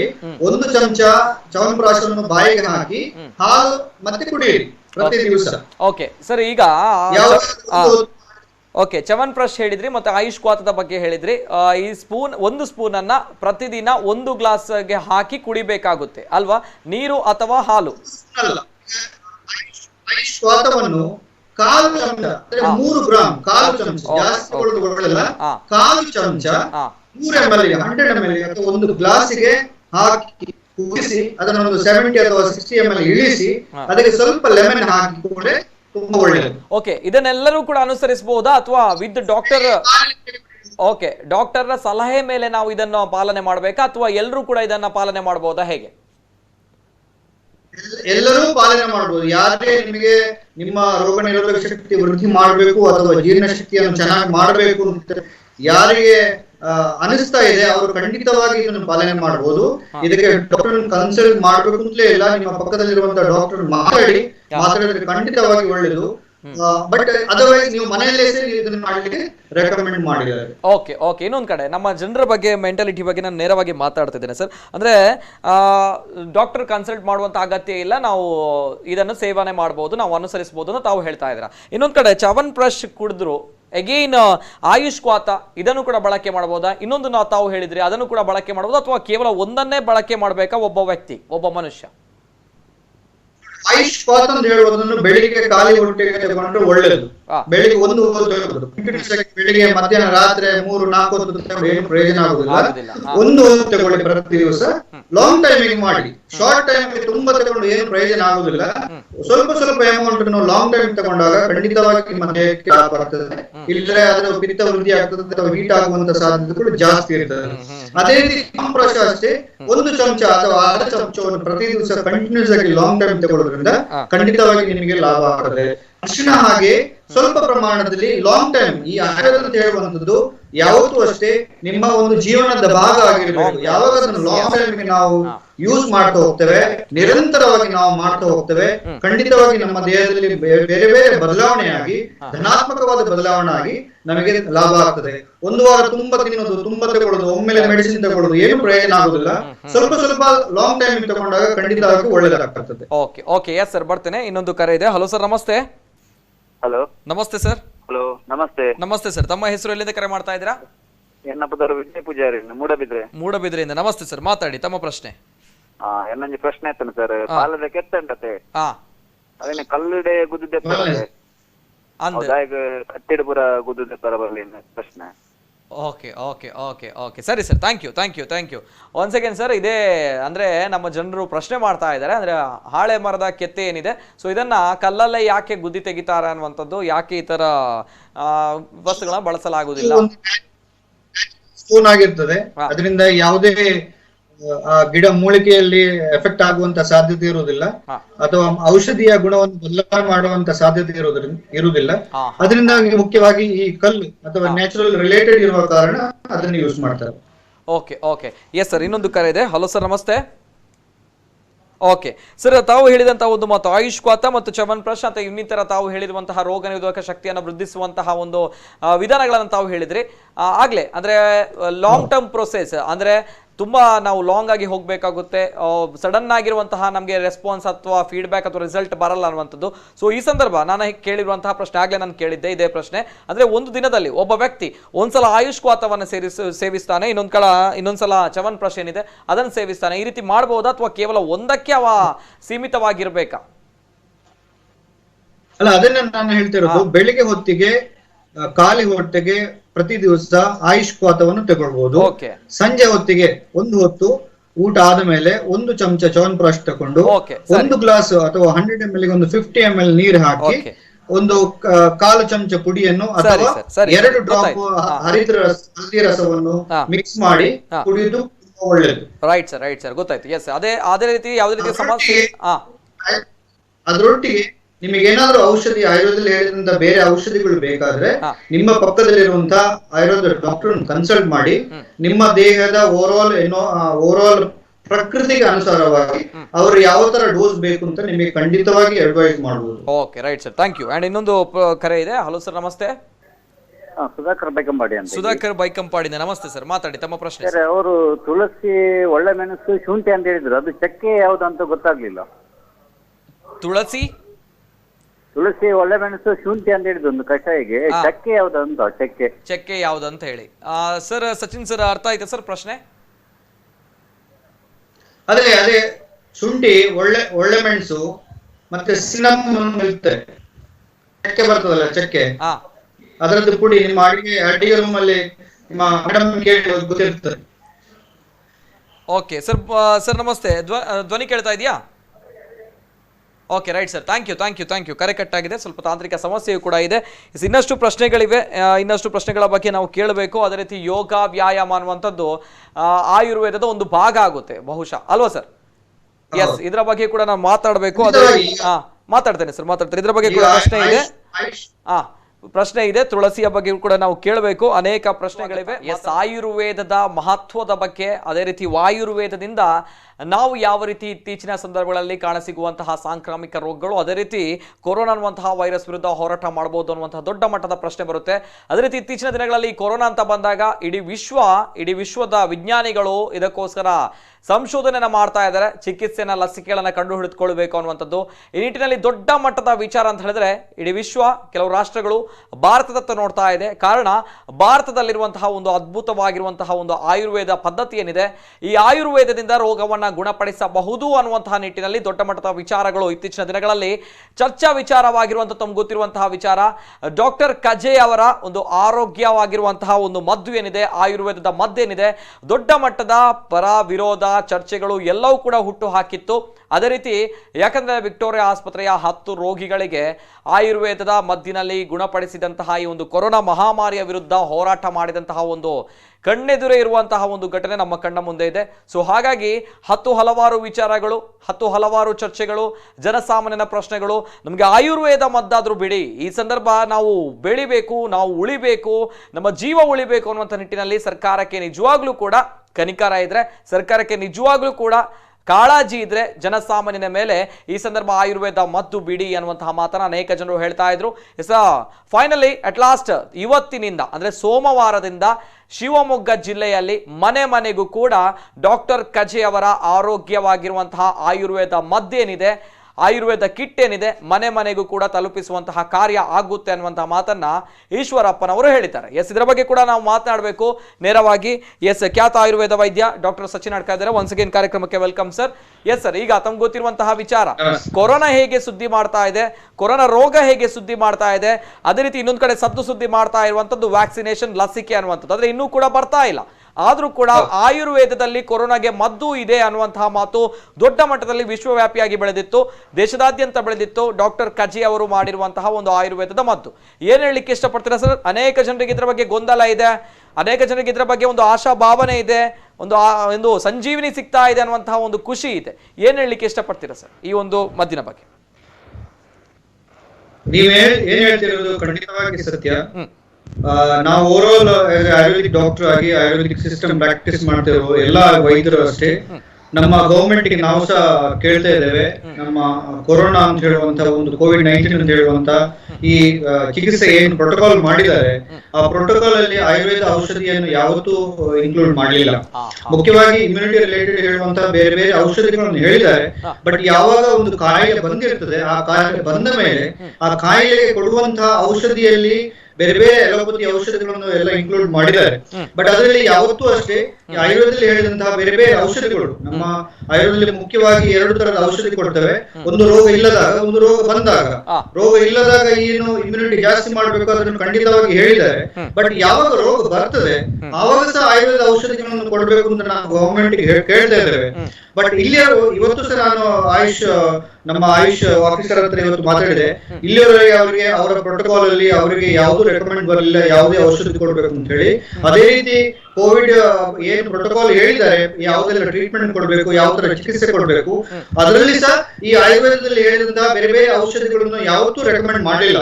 ನನ್ನ ರಿಕ್ವೆಸ್ಟ್ ಗವರ್ಮೆಂಟ್ ಗೆ ಒಂದೇ ಒಂದು, ನೀವು ನಿಮಗೆ ಹೆಲ್ಪ್ ಬೇಕಾದ್ರೆ ನಮ್ಮಂತ ಬೇರೆ ಬೇರೆ ಆಯುರ್ವೇದ ಡಾಕ್ಟರ್ಗಳು ಇದ್ದಾರೆ, ಅಥವಾ ರಿಸರ್ಚ್ ಮಾಡಲಿಕ್ಕೆ ಬೇರೆ ಬೇರೆ ಔಷಧಿ ಕಂಪನಿಗಳಿದ್ದಾರೆ, ಅವರು ಮಾಡ್ಲಿಕ್ಕೆ ರೆಡಿ ಇದ್ದಾರೆ. ಬಟ್ ಅದನ್ನು ತಗೊಳ್ಳಿಕ್ಕೆ ಗವರ್ಮೆಂಟ್ ರೆಡಿ ಇರಬೇಕಲ್ಲ. ಗವರ್ಮೆಂಟ್ ತಗೊಂಡು ಅದನ್ನು ಜನಗಳಿಗೆ ರೀಚ್ ಮಾಡುವಂತದ್ದು ಒಂದು ಪ್ಯಾಂಡಮಿಕ್ ಅಂತ ಹೇಳುವಾಗ ನಾವು ಎಲ್ಲರೂ ಕ್ಲೈಮ್ ಮಾಡ್ಲಿಕ್ಕೆ ಆಗುದಿಲ್ಲ. ನಾವೆಲ್ಲರೂ ಹೇಳಿಕ್ಕೆ ನನ್ನ ಹತ್ರ ಮೆಡಿಸಿನ್ ಉಂಟು ಅಂತ ಹೇಳಿಕ್ಕೆ ಆಗುದಿಲ್ಲ. ಒಂದು ಪ್ರೋಟೋಕಾಲ್ ಅಂತ ಇರುವಾಗ ಅದನ್ನು ಗವರ್ಮೆಂಟ್ ಮೂಲಕ ತರಬೇಕು ಅಂತ ಹೇಳುವಂತ ವಿಷಯ ಇರುವಾಗ ನಾನು ನಾಳೆ ಹಾಸ್ಪಿಟಲ್ಗೆ ಹೋಗಿ ನನ್ನ ಹತ್ರ ಔಷಧಿ ಉಂಟು ಅಂತ ಹೇಳಿದ್ರೆ ಖಂಡಿತವಾಗಿ ತಪ್ಪಾಗ್ತದೆ. ಅದನ್ನು ಒಂದು ಪ್ರೋಟೋಕಾಲ್ ಮೂಲಕ ತಗೊಂಡು ಬನ್ನಿ. ಆವಾಗ ನಮ್ಮ ಆಯುರ್ವೇದ ಆಸ್ಪತ್ರೆಗಳು ಬೇರೆ ಬೇರೆ ಆಯುರ್ವೇದ ಆಸ್ಪತ್ರೆಗಳಿದೆ, ಅಲ್ಲಿ ಸಹ ನಾವು ಕೋವಿಡ್ ರಿಲೇಟೆಡ್ ಇರುವಂತಹ ಔಷಧಿಗಳು ಕೊಡಬಹುದು. ಅದೇ ರೀತಿ ಕೋವಿಡ್ ಏನಿದೆ ಅಲ್ಲಿ ಸಹ ಮೈಲ್ಡ್ ಅಥವಾ ಕಮ್ಮಿ ಸಿಂಪ್ಟಮ್ ಇರುವಂತಹ ರೋಗಿಗಳಿಗೆ ಈ ಔಷಧಿಯನ್ನು ಕೊಡಬಹುದು. ಅದನ್ನು ಗೌರ್ಮೆಂಟ್ ಮಾಡಬೇಕು. ಬಿಕಾಸ್ ನಾವು ಪ್ಯಾಂಡಮಿಕ್ ಅಂತ ಹೇಳುವ ಒಂದು ಸಿಚುವೇಶನ್ ಅಲ್ಲಿ ಇದ್ದೇವೆ. ನಾವೊಂದು ರೋಗಿ ಬಂದಾಗ ನಾವು ಔಷಧಿಗಳನ್ನು ಕೊಡಬಹುದು, ಆದ್ರೆ ಒಂದು ಎಲ್ಲರಿಗೆ ಪ್ರಾಬ್ಲಮ್ ಇರುವಾಗ ಒಂದು ಗೌರ್ಮೆಂಟ್ ಇಂದ ಒಂದು ಸೆಟ್ ಪ್ರೋಟೋಕಾಲ್ ಬಂದಾಗ ಖಂಡಿತವಾಗಿ ನಮಗೆ ಅದನ್ನು ಟ್ರೀಟ್ಮೆಂಟ್ ಮಾಡಲಿಕ್ಕೆ ಹೆಲ್ಪ್ ಆಗ್ತದೆ. ಅದೇ ರೀತಿ ಜನಗಳಿಗೂ ಒಂದು ಪ್ರೋಟೋಕಾಲ್ ಪ್ರಕಾರವಾಗಿ ಔಷಧಿ ಸಿಗ್ತದೆ. ಈಗ ನೀವು ಒಂದು ಕೋವಿಡ್ ಆಸ್ಪತ್ರೆ ಹೋದಾಗ ಅಲ್ಲಿ ಓವರ್ ಆಲ್ ಪ್ರೋಟೋಕಾಲ್ ನೋಡುವಾಗ ಅದ್ರಲ್ಲಿ ಯಾವುದೇ ಔಷಧಿಗಳನ್ನು ಇನ್ಕ್ಲೂಡ್ ಮಾಡಿಲ್ಲ. ಅಲ್ಲಿ ಏನಿದ್ರು ಸಹ ಇಮ್ಯುನಿಟಿ ರಿಲೇಟೆಡ್ ಇರುವಂತಹ ಔಷಧಿಯನ್ನು ಕೊಡಿ ಅಂತ ಹೇಳಿದ್ರಲ್ಲದೆ ಯಾವುದೇ ಆಯುರ್ವೇದದಲ್ಲಿ ಹೇಳಿದಂತಹ ಆ ಕೋವಿಡ್ ತೊಂದರೆಗೆ ಅಥವಾ ಆ ರೋಗಕ್ಕೆ ಬೇಕಾಗಿರುವಂತಹ ಔಷಧಿಯನ್ನು ಇದನ್ನು ಕೊಡಬೇಕು ಅಂತ ಖಂಡಿತವಾಗಿ ಯಾವತ್ತೂ ಗವರ್ಮೆಂಟ್ ಇನ್ನೂ ಪ್ರೋಟೋಕಾಲ್ ತರಲಿಲ್ಲ. ಅದನ್ನು ಯಾವಾಗ ತರ್ತಾರೆ ಗೊತ್ತಿಲ್ಲ. ನಮ್ಮ ರಿಕ್ವೆಸ್ಟ್ ಗವರ್ಮೆಂಟ್ ಇದೇ ಒಂದು, ನೀವು ಯಾರಿಗೆ ಎಕ್ಸ್ಪರ್ಟ್ ಇದ್ದಾರೆ ಅವ್ರ ಹತ್ರ ಕೇಳಿ, ಅವ್ರ ಹತ್ರ ಡಿಸ್ಕಸ್ ಮಾಡಿ, ರಿಸರ್ಚ್ ಮಾಡುವ. But end of the day Ayurveda ಅಂತ ಹೇಳುವಂತದ್ದು ಜನಗಳಿಗೆ ಈ ಕಾಲಘಟ್ಟದಲ್ಲಿ ಸಿಕ್ಕಿದ್ರೆ ತುಂಬಾ ಒಳ್ಳೆಯದು ಅಂತ ನನ್ನ ಅಭಿಪ್ರಾಯ. ಓಕೆ ವೈಸ್ ಸರ್, ಹಾಗಾದ್ರೆ ಪ್ರಶ್ನೆ, ದೊಡ್ಡ ಮಟ್ಟದ ಪ್ರಶ್ನೆ ಜನಸಾಮಾನ್ಯರಲ್ಲಿ, ಯಾಕೆ ಆಯುರ್ವೇದ ನೆಗ್ಲೆಕ್ಟ್ ಆಗ್ತಾ ಇದೆ? ಯಾಕೆ ಆಯುರ್ವೇದ ಅಂತ ಹೇಳಿದ್ರೆ ಅಸಡ್ಡೆ ಆಗ್ತಾ ಇದೆ? ಯಾಕೆ ಆಯುರ್ವೇದ ಅಂತ ಹೇಳಿದ್ರೆ ಸರ್ಕಾರ ನಿರ್ಲಕ್ಷ್ಯ ಮಾಡ್ತಾ ಇದೆ, ನಿರ್ಲಕ್ಷ್ಯ ಧೋರಣೆ ತಾಳ್ತಾ ಇದೆ ಅನ್ನುವಂಥ ಪ್ರಶ್ನೆ ಬರುತ್ತೆ. ಯಾಕಂದ್ರೆ ಇಸ್ ಇಟ್ ಎಫೆಕ್ಟಿವ್ ಅಲ್ವಾ ಅನ್ನುವಂಥ ಪ್ರಶ್ನೆ ಬರುತ್ತೆ. ಖಂಡಿತವಾಗಿ ಈಗ ಜನಗಳು ಅದನ್ನು ಅಷ್ಟು ಯೂಸ್ ಮಾಡ್ಬೇಕಾದ್ರೆ ಯಾವತ್ತೂ ಅಷ್ಟೇ ಯಾವುದೋ ಒಂದು ಔಷಧಿ ಜನಗಳಿಗೆ ರೀಚ್ ಆಗಬೇಕಾದ್ರೆ ಅದು ಜನಗಳಿಗೆ ಯೂಸ್ ಆಗಬೇಕು. ಯಾವಾಗ ಜನಗಳಿಗೆ ಯೂಸ್ ಆಗಬೇಕು, ಆವಾಗ ಯೂಸ್ ಆಗ್ತದೆ, ಆವಾಗ ನಾವು ಅದರ ಬಗ್ಗೆ ಹೇಳುವಂತ ಅವಶ್ಯಕತೆ ಇಲ್ಲ. ಜನಗಳೇ ತಗೊಂಡು ಅದನ್ನು ಯೂಸ್ ಮಾಡ್ತಾರೆ. ಬಟ್ ಈ ಕಾಲಘಟ್ಟದಲ್ಲಿ ಜನಗಳಿಗೆ ಬೇಕು ಅಂತಾಗಿದೆ, ಸರ್ಕಾರ ಅದನ್ನು ಇಂಪ್ಲಿಮೆಂಟ್ ಮಾಡುವಂತಹ ಒಂದು ಇಂಟ್ರೆಸ್ಟ್ ಅನ್ನು ತೋರಿಸ್ತಾ ಇಲ್ಲ. ಖಂಡಿತವಾಗಿ ಅದರ ಬಗ್ಗೆ ಆಯುಷ್ ಮಂತ್ರಾಲಯ, ಸೆಂಟ್ರಲ್ ಗವರ್ಮೆಂಟ್ ಏನು ಇದೆ, ಅವರು ಖಂಡಿತವಾಗಿ ಅದರ ಮೇಲೆ ವರ್ಕ್ ಮಾಡಿದ್ರೆ ಖಂಡಿತವಾಗಿ ಈ ಜನಗಳಲ್ಲಿ ಆಯುರ್ವೇದ ಒಂದು ರೀಚ್ ಆಗಬಹುದು ಅಂತ ಹೇಳುವಂತದ್ದು ನನ್ನ ಒಂದು ಅನಿಸಿಕೆ. ಓಕೆ, ತಾವು ಹೇಳುವಾಗ ನಿಜವಾಗ್ಲೂ ಸರ್ ತುಂಬಾನೇ ಬೇಸರ ಆಗುತ್ತೆ. ತುಂಬಾನೇ ಈ ಒಂದು ಸಿಸ್ಟಮ್ ಬಗ್ಗೆ ತುಂಬಾನೇ ಅಸಡ್ಡೆ ಆಗ್ತಾ ಇದೆ, ಏನ್ ಮಾಡ್ತಾ ಇದ್ದಾರೆ ಅನ್ನುವಂಥದ್ದು. ಅಂದ್ರೆ ಕೋವಿಡ್ ರೋಗಿಗಳನ್ನ ಗುಣಪಡಿಸಬೇಕು ಅನ್ನುವಂತಹ ನಿಟ್ಟಿನಲ್ಲಿ ಬೇಸಿಕ್ ಆಗಿರುವಂತಹ ಆರೋಗ್ಯ ಒಂದು ವೃದ್ಧಿ ಮಾಡುವಂತಹ ಒಂದು ಲಿಸ್ಟ್ ಅಲ್ಲೂ ಕೂಡ ಆಯುರ್ವೇದದ ಯಾವುದೇ ರೀತಿಯ ಮದ್ದು ಇಲ್ಲ, ಅಲೋಪತಿ ಅನೇಕ ಮದ್ದುಗಳಿದೆ ಅನ್ನುವಂಥ ಮಾತು ತಾವು ಹೇಳ್ತಾ ಇದ್ದೀರಾ. ನಿಜವಾಗ್ಲೂ ಕೂಡ ಇದು ಸದ್ಯದ ಪರಿಸ್ಥಿತಿ. ನಮ್ಮ ಗವರ್ಮೆಂಟ್ ಯಾವ ರೀತಿ ನಡೀತಾ ಇದೆ, ಯಾವ ರೀತಿ ಜನಪರ ಕಾಳಜಿಯನ್ನ ಉಟ್ಕೊಂಡಿದೆ ಅನ್ನುವಂಥದ್ದು. ಸೊ ಇದರ ಬಗ್ಗೆ ಮಾತಾಡಬೇಕು. ಅಂಡ್ ಬಿಫೋರ್ ದಟ್ ಇನ್ನೊಂದು ಕರೆ ಇದೆ. ಹಲೋ ಸರ್, ನಮಸ್ತೆ. ಸರ್ ನಮಸ್ತೆ. ನಮಸ್ತೆ ಸರ್, ತಮ್ಮ ಹೆಸರು, ಎಲ್ಲಿಂದ ಕರೆ ಮಾಡ್ತಾ ಇದ್ದೀರಾ? ಸರ್ ನಾನು ಉತ್ತರ ಕನ್ನಡ ಜಿಲ್ಲೆ ಕಾರವಾರದಿಂದ ಕರೆ ಮಾಡ್ತಾ ಇದ್ದೇನೆ, ವಿನಾಯಕ್ ನಾಯ್ಕ್ ಅಂತ. ಓಕೆ, ಉತ್ತರ ಕನ್ನಡ ಜಿಲ್ಲೆ ಕಾರವಾರದಿಂದ ಸರ್, ಕರ್ನಾಟಕ ಪ್ರಜಾರಕ್ಷಣಾ ವೇದಿಕೆ ಜಿಲ್ಲಾಧ್ಯಕ್ಷ ನಾನು. ಓ ನಮಸ್ತೆ. ನಮಸ್ತೆ ಸರ್, ನಮಸ್ತೆ. ಮಾತಾಡಿ ಸರ್, ಮಾತಾಡಿ. ಪ್ರಶ್ನೆ ಏನು ಅಂತಂದ್ರೆ, ಇವತ್ತಿನ ಈ ಒಂದು ಕೊರೋನಾ ಎನ್ನುವಂತ ಒಂದು ಮಹಾಮಾರಿಯ ಸಂದರ್ಭದಲ್ಲಿ ಸುಮಾರು ನನ್ಗೆ ಒಂದು ನೋವಾಗ್ತಿರುವಂತ ಸಂಗತಿ ಏನಂತಂದ್ರೆ, ಇಲ್ಲಿ ಈ ಒಂದು ರೋಗದಲ್ಲಿ ರಾಜಕೀಯ ಹೆಚ್ಚಾಗ್ತಾ ಇದೆ ಅನ್ನೋದು ಒಂದು ನೋವಿನ ಸಂಗತಿ. Correct sir, correct. ಎಸ್. ಇನ್ನು ಎರಡನೇದು, ಯಾರ್ಯಾರು ಪಾಪ ಇದ್ರ ಬಗ್ಗೆ ಇಡೀ ನಮ್ಮ ಜಗತ್ತಿನಾದ್ಯಂತ ಒಂದು ಔಷಧಕ್ಕಾಗಿ ಎಷ್ಟೋ ಜನ, ನಮ್ಮ ಕನ್ನಡಿಗರಿರ್ಬೋದು ಅಥವಾ ನಮ್ಮ ಭಾರತೀಯರಿರ್ಬೋದು, ಎಲ್ಲರೂ ಸೇರಿ ಒಂದು ಒಮ್ಮತದ ಒಂದು ಪ್ರಯತ್ನವನ್ನ, ಅನೇಕ ಒಂದು ವೈಜ್ಞಾನಿಕೀಯ ಒಂದು ಮಟ್ಟದಲ್ಲಿ ಪ್ರಯತ್ನವನ್ನ ಮಾಡ್ತಾ ಇದ್ದಾರೆ. ಅದನ್ನ ಬಿಟ್ಟು ಸರ್, ನಾನು ನಮ್ಮ ಆಯುರ್ವೇದ ಶಾಸ್ತ್ರ ಈ ಒಂದು ನಮ್ಮ ಕಾಲಘಟ್ಟದಲ್ಲಿ ನಮ್ಮ ಒಂದು ಪೌರಾಣಿಕವಾಗಿ ಆಯುರ್ವೇದದಲ್ಲಿ ಎಷ್ಟೋ ಜನ ಈ ಒಂದು ಆಯುರ್ವೇದ ನಮ್ಮ ಋಷಿಮುನಿಗಳು ಕಂಡು ಹಿಡಿದಂತ ಒಂದು ಆಯುರ್ವೇದ ಶಾಸ್ತ್ರವನ್ನ ಇವತ್ತಿನ ದಿವಸ ಜಗತ್ತಿಗೆ ಒಂದು ತೋರಿಸ್ತಾ ಇದ್ದಾರೆ. ಆದ್ರೆ ಅದಕ್ಕೆ ಯಾಕೆ ಈ ಅಲೋಪತಿಕ್ನವರು ಅದಕ್ಕೆ ವಿರೋಧ ಮಾಡ್ತಾ ಇದ್ದಾರೆ ಅನ್ನೋದು ನನ್ಗಂತೂ ನನ್ಗೆ ತುಂಬಾ ಶಾಕ್ ಆಗಿದೆ ಸರ್. ಅಲ್ವಾ?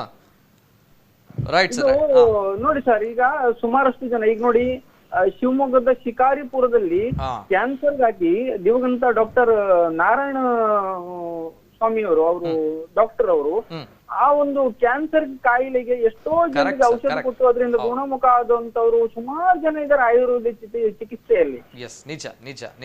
ನಮ್ಮ ಶಿರ್ಸಿಯಲ್ಲಿ, ನಮ್ಮ ಉತ್ತರ ಕನ್ನಡ ಜಿಲ್ಲೆ ಶಿರ್ಸಿಯಲ್ಲಿ ಒಂದು ನಿಸರ್ಗ ಆಸ್ಪತ್ರೆ ಅಂತ ಇದೆ.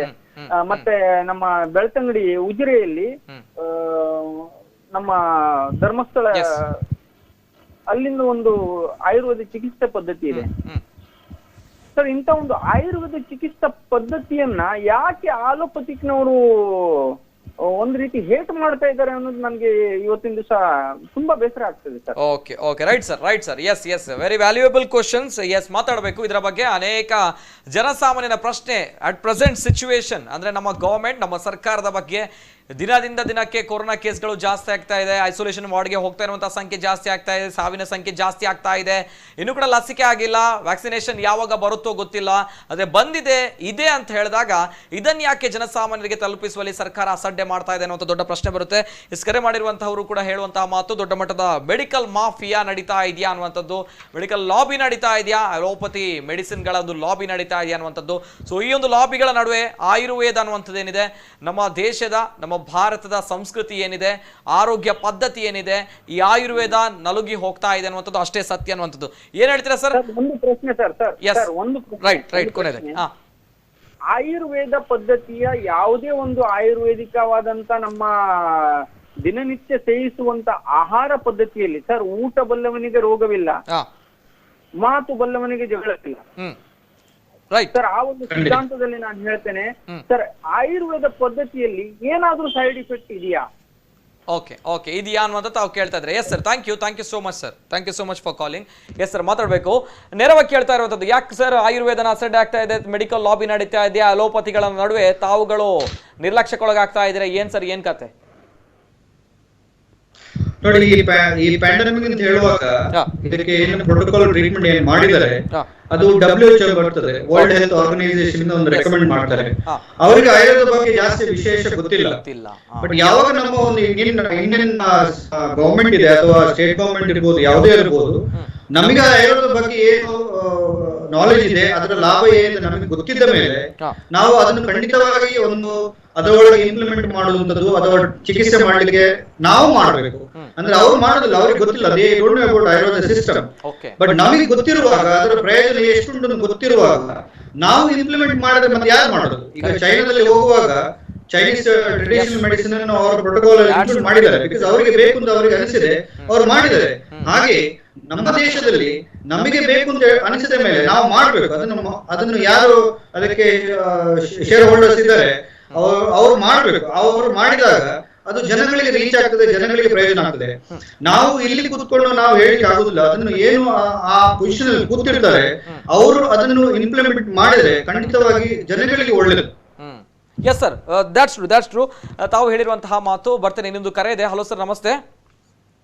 ಓಕೆ ಸರ್, ತಾವು ಹೇಳಿದ್ರಿ ಅಂದ್ರೆ ಸರ್ಕಾರದಿಂದ ಅಧಿಕೃತವಾಗಿ ಘೋಷಣೆ ಆಗಬೇಕು, ಸರ್ಕಾರ ಇದರ ಬಗ್ಗೆ ಕಾಳಜಿಯನ್ನು ವಹಿಸ್ಕೊಳ್ಬೇಕು. ಅಂದ್ರೆ ಸರ್ಕಾರ ಯಾವತ್ತೂ ಕೂಡ ಜನಸಾಮಾನ್ಯನ ಬಗ್ಗೆ ಯೋಚನೆ ಮಾಡಿರುವಂತದ್ದು, ಜನಸಾಮಾನ್ಯನ ಬಗ್ಗೆ ಪ್ರಾಮಾಣಿಕವಾಗಿ ಕಳಕಳಿಯನ್ನು ತೋರಿದಂಥದ್ದು ಇಲ್ವೇ ಇಲ್ಲ. ಇಂತಹ ಒಂದು ಪ್ರಕೃತಿ ವಿಕೋಪಗಳು, ಡಿಸಾಸ್ಟರ್ ಬಂದಾಗ ಸರ್ಕಾರಗಳು ಎಲ್ಲಿ ತಮಗೆ ಸಿಗುತ್ತೆ, ತಮ್ಮ ಜೋಳಿಗೆ ಎಲ್ಲಿ, ತಮ್ಮ ಬೊಕ್ಕಸವನ್ನ ಎಲ್ಲಿ ಫುಲ್ಫಿಲ್ ಮಾಡಬಹುದು, ಇಂತಹ ಸ್ವಾರ್ಥದಲ್ಲಿ ನಮ್ಮ ಸರ್ಕಾರ ಸಾಯ್ತಾ ಇದೆ, ಎಲ್ಲರಿಗೂ ಕೂಡ ಗೊತ್ತಿರುವಂತಹ ವಿಚಾರ. ಆದ್ರೆ ಜನಸಾಮಾನ್ಯ ಸಾಯ್ತಾ ಇದ್ದಾನೆ ಬಿಕಾಸ್ ಆಫ್ ಕೊರೋನಾ. ನನ್ನ ಕಳಕಳಿಯ ವಿನಂತಿ ಸರ್, ತಮ್ಮಲ್ಲಿ ಪ್ರಾಮಾಣಿಕವಾಗಿರುವಂತಹ ಉತ್ತರ ಬೇಕಾಗಿದೆ ತಮ್ಮ ಕಡೆಯಿಂದ. ಏನಪ್ಪಾ ಅಂತ ಹೇಳಿದ್ರೆ, ನಮ್ಗೆ ನಂಬಿಕೆ ಇದೆ, ಆಯುರ್ವೇದದಲ್ಲಿ ಅನೇಕ ಜನರಿಗೆ ನಂಬಿಕೆ ಇದೆ. ನಾನು ನೋಡ್ತಾ ಇದ್ದೇನೆ ಸಾಮಾಜಿಕ ಜಾಲತಾಣದಲ್ಲಿ ಅನೇಕ ಪೋಸ್ಟರ್ಗಳು ಹರಿದಾಡ್ತಾ ಇದೆ.